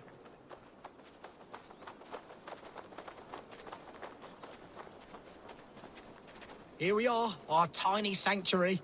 Join in prayer for the apples, if you like. We bob. Bob? It is the only way to piously reap the reward of our Holy Father. Praise be to him. Oh, Brother Halfwolf. And you've made a friend as well. Good to have you back. Ut congregentur ad Marcus et dixit ad vulgares de terra superbus est lo venite audite verbum Domini in nostri Iesu Nazareno eras. Ut non videtur eis nimis et aliud considerare.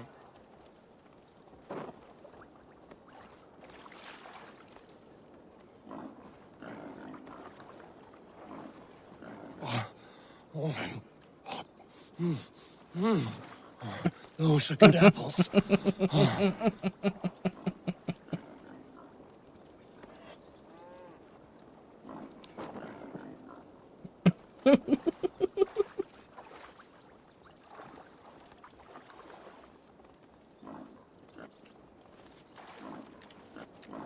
This lady is so rude.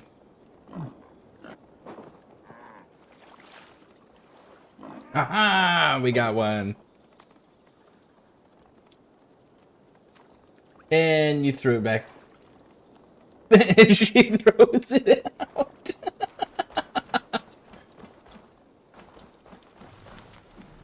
That would have been funny if they, like, actually just put an apple in your inventory.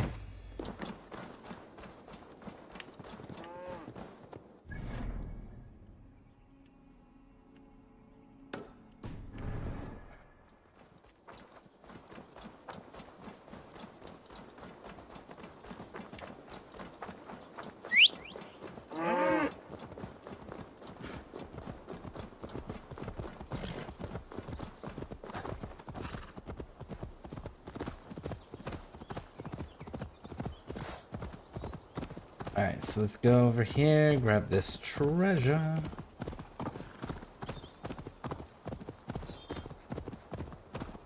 Best raise my hood here. Oh. Are you telling me there's people to shoot in the face here? Say less.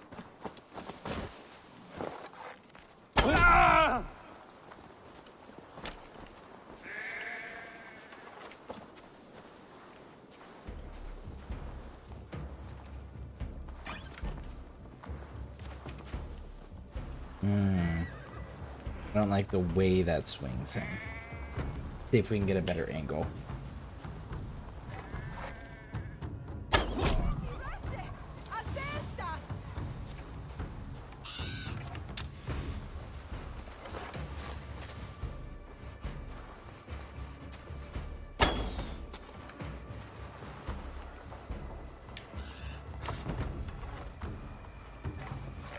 That is an alarm.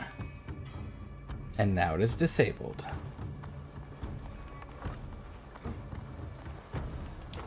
What you lippet hair on Christi namen? Hey now!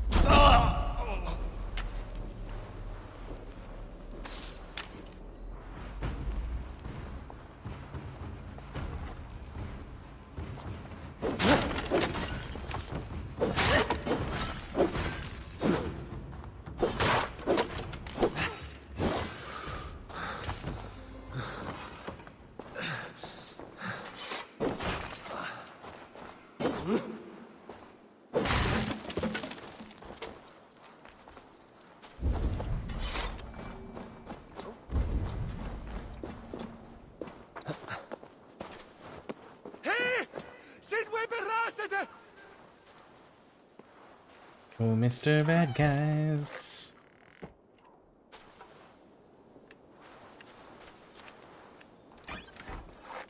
Miras edesin en from.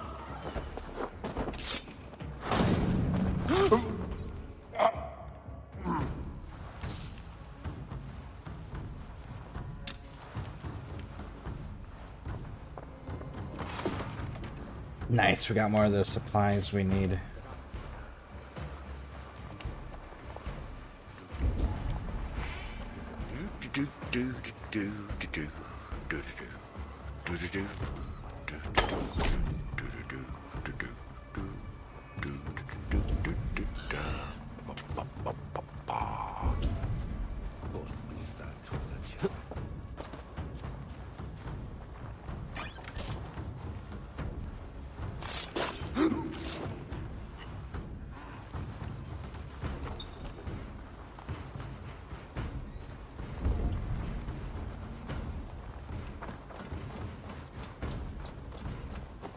Didn't we do the assassin pickup? Why are we not picking up people?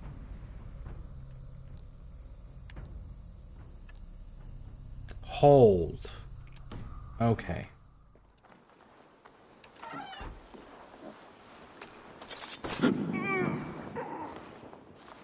Aha. Okay. Good to know.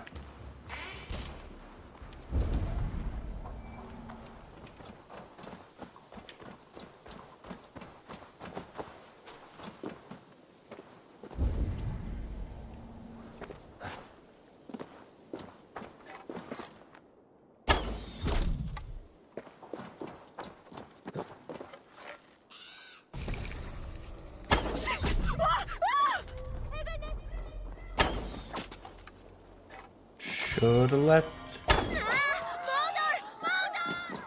the shield on your back, dude.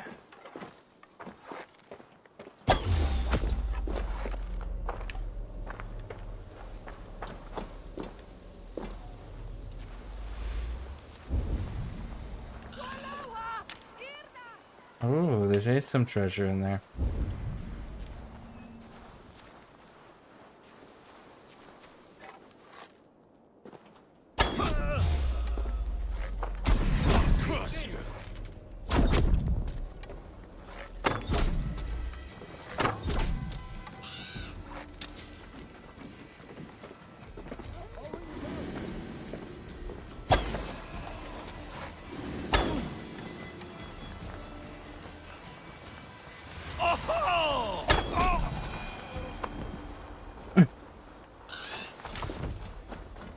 Like Big Dog, you can see. Look, the bell is not hanging anymore.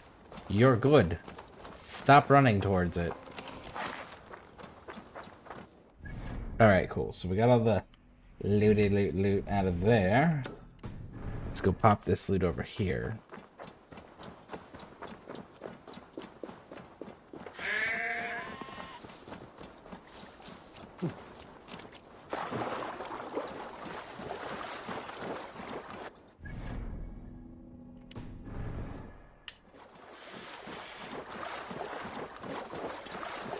That's the monastery?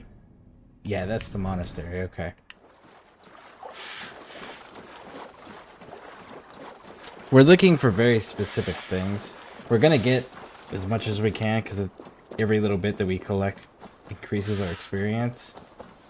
Gives us more skill points for more power, so we can do the harder level areas. But I'm specifically, I don't want to use a guide or anything, because just gather the experience along the way, but I'm looking for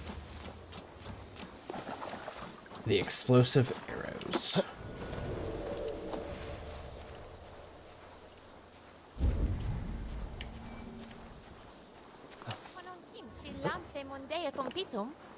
Ich swincheta ich mot. Buton wulan spin. Ich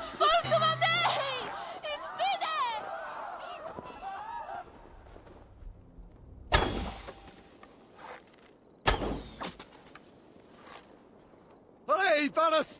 Fluga! Gathram! Fluga! Fluga! Viras et sin en at fram!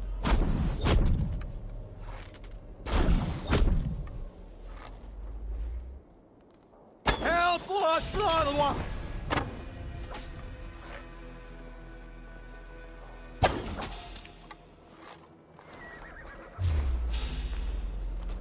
We should on lava nu!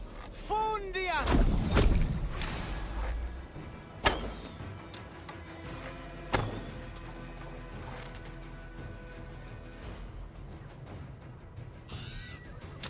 Right, the alarm bell!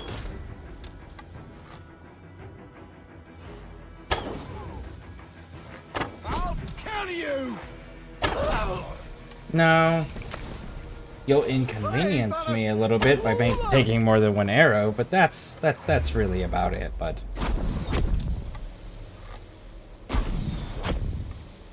Help us, Lodwa! Oh, you sneaky bastard. Hey, Thanos! Fluga!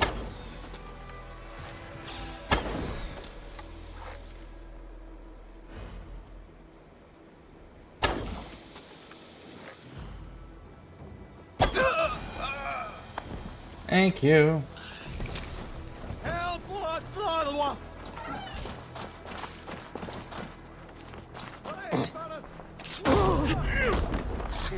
Wow, I did all that killing outside the room from where that dude was, and he didn't even so much as budge.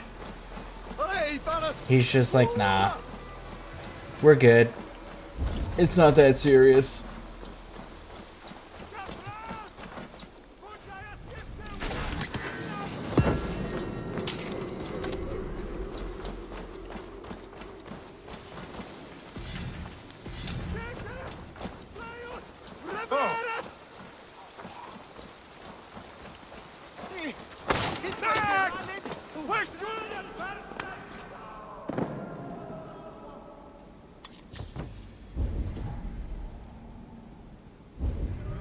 Nope, nothing else.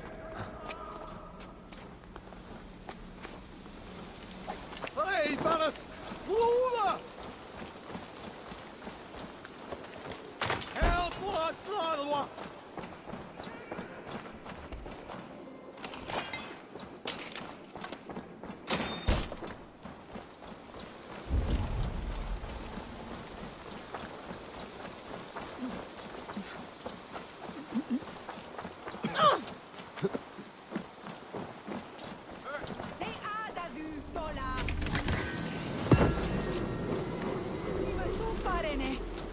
One, two, three, Ah, there was even a civilian caught in the crossfire. How unfortunate.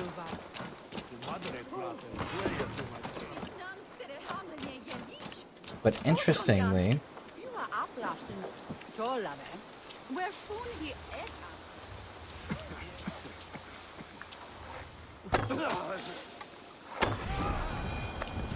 those two didn't detect nothing.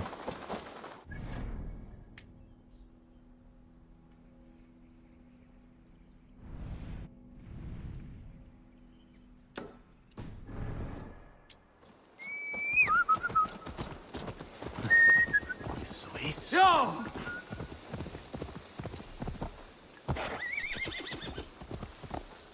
Yeah!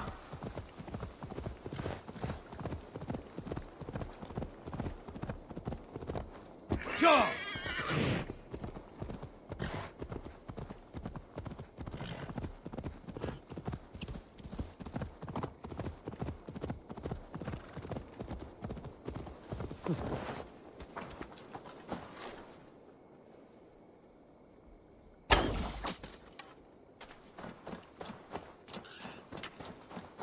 I should not be seen in this area. You're probably right. You shouldn't be seen in this area. But I'll let you know when we care. So as if I see them, I can sound the alarm. They might get me.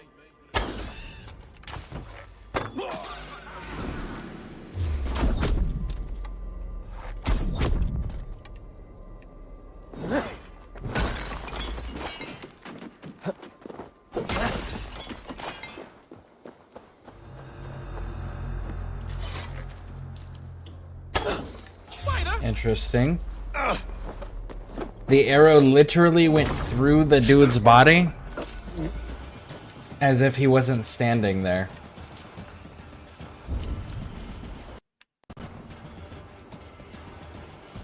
And I think it's about to crash. Yep, there it goes.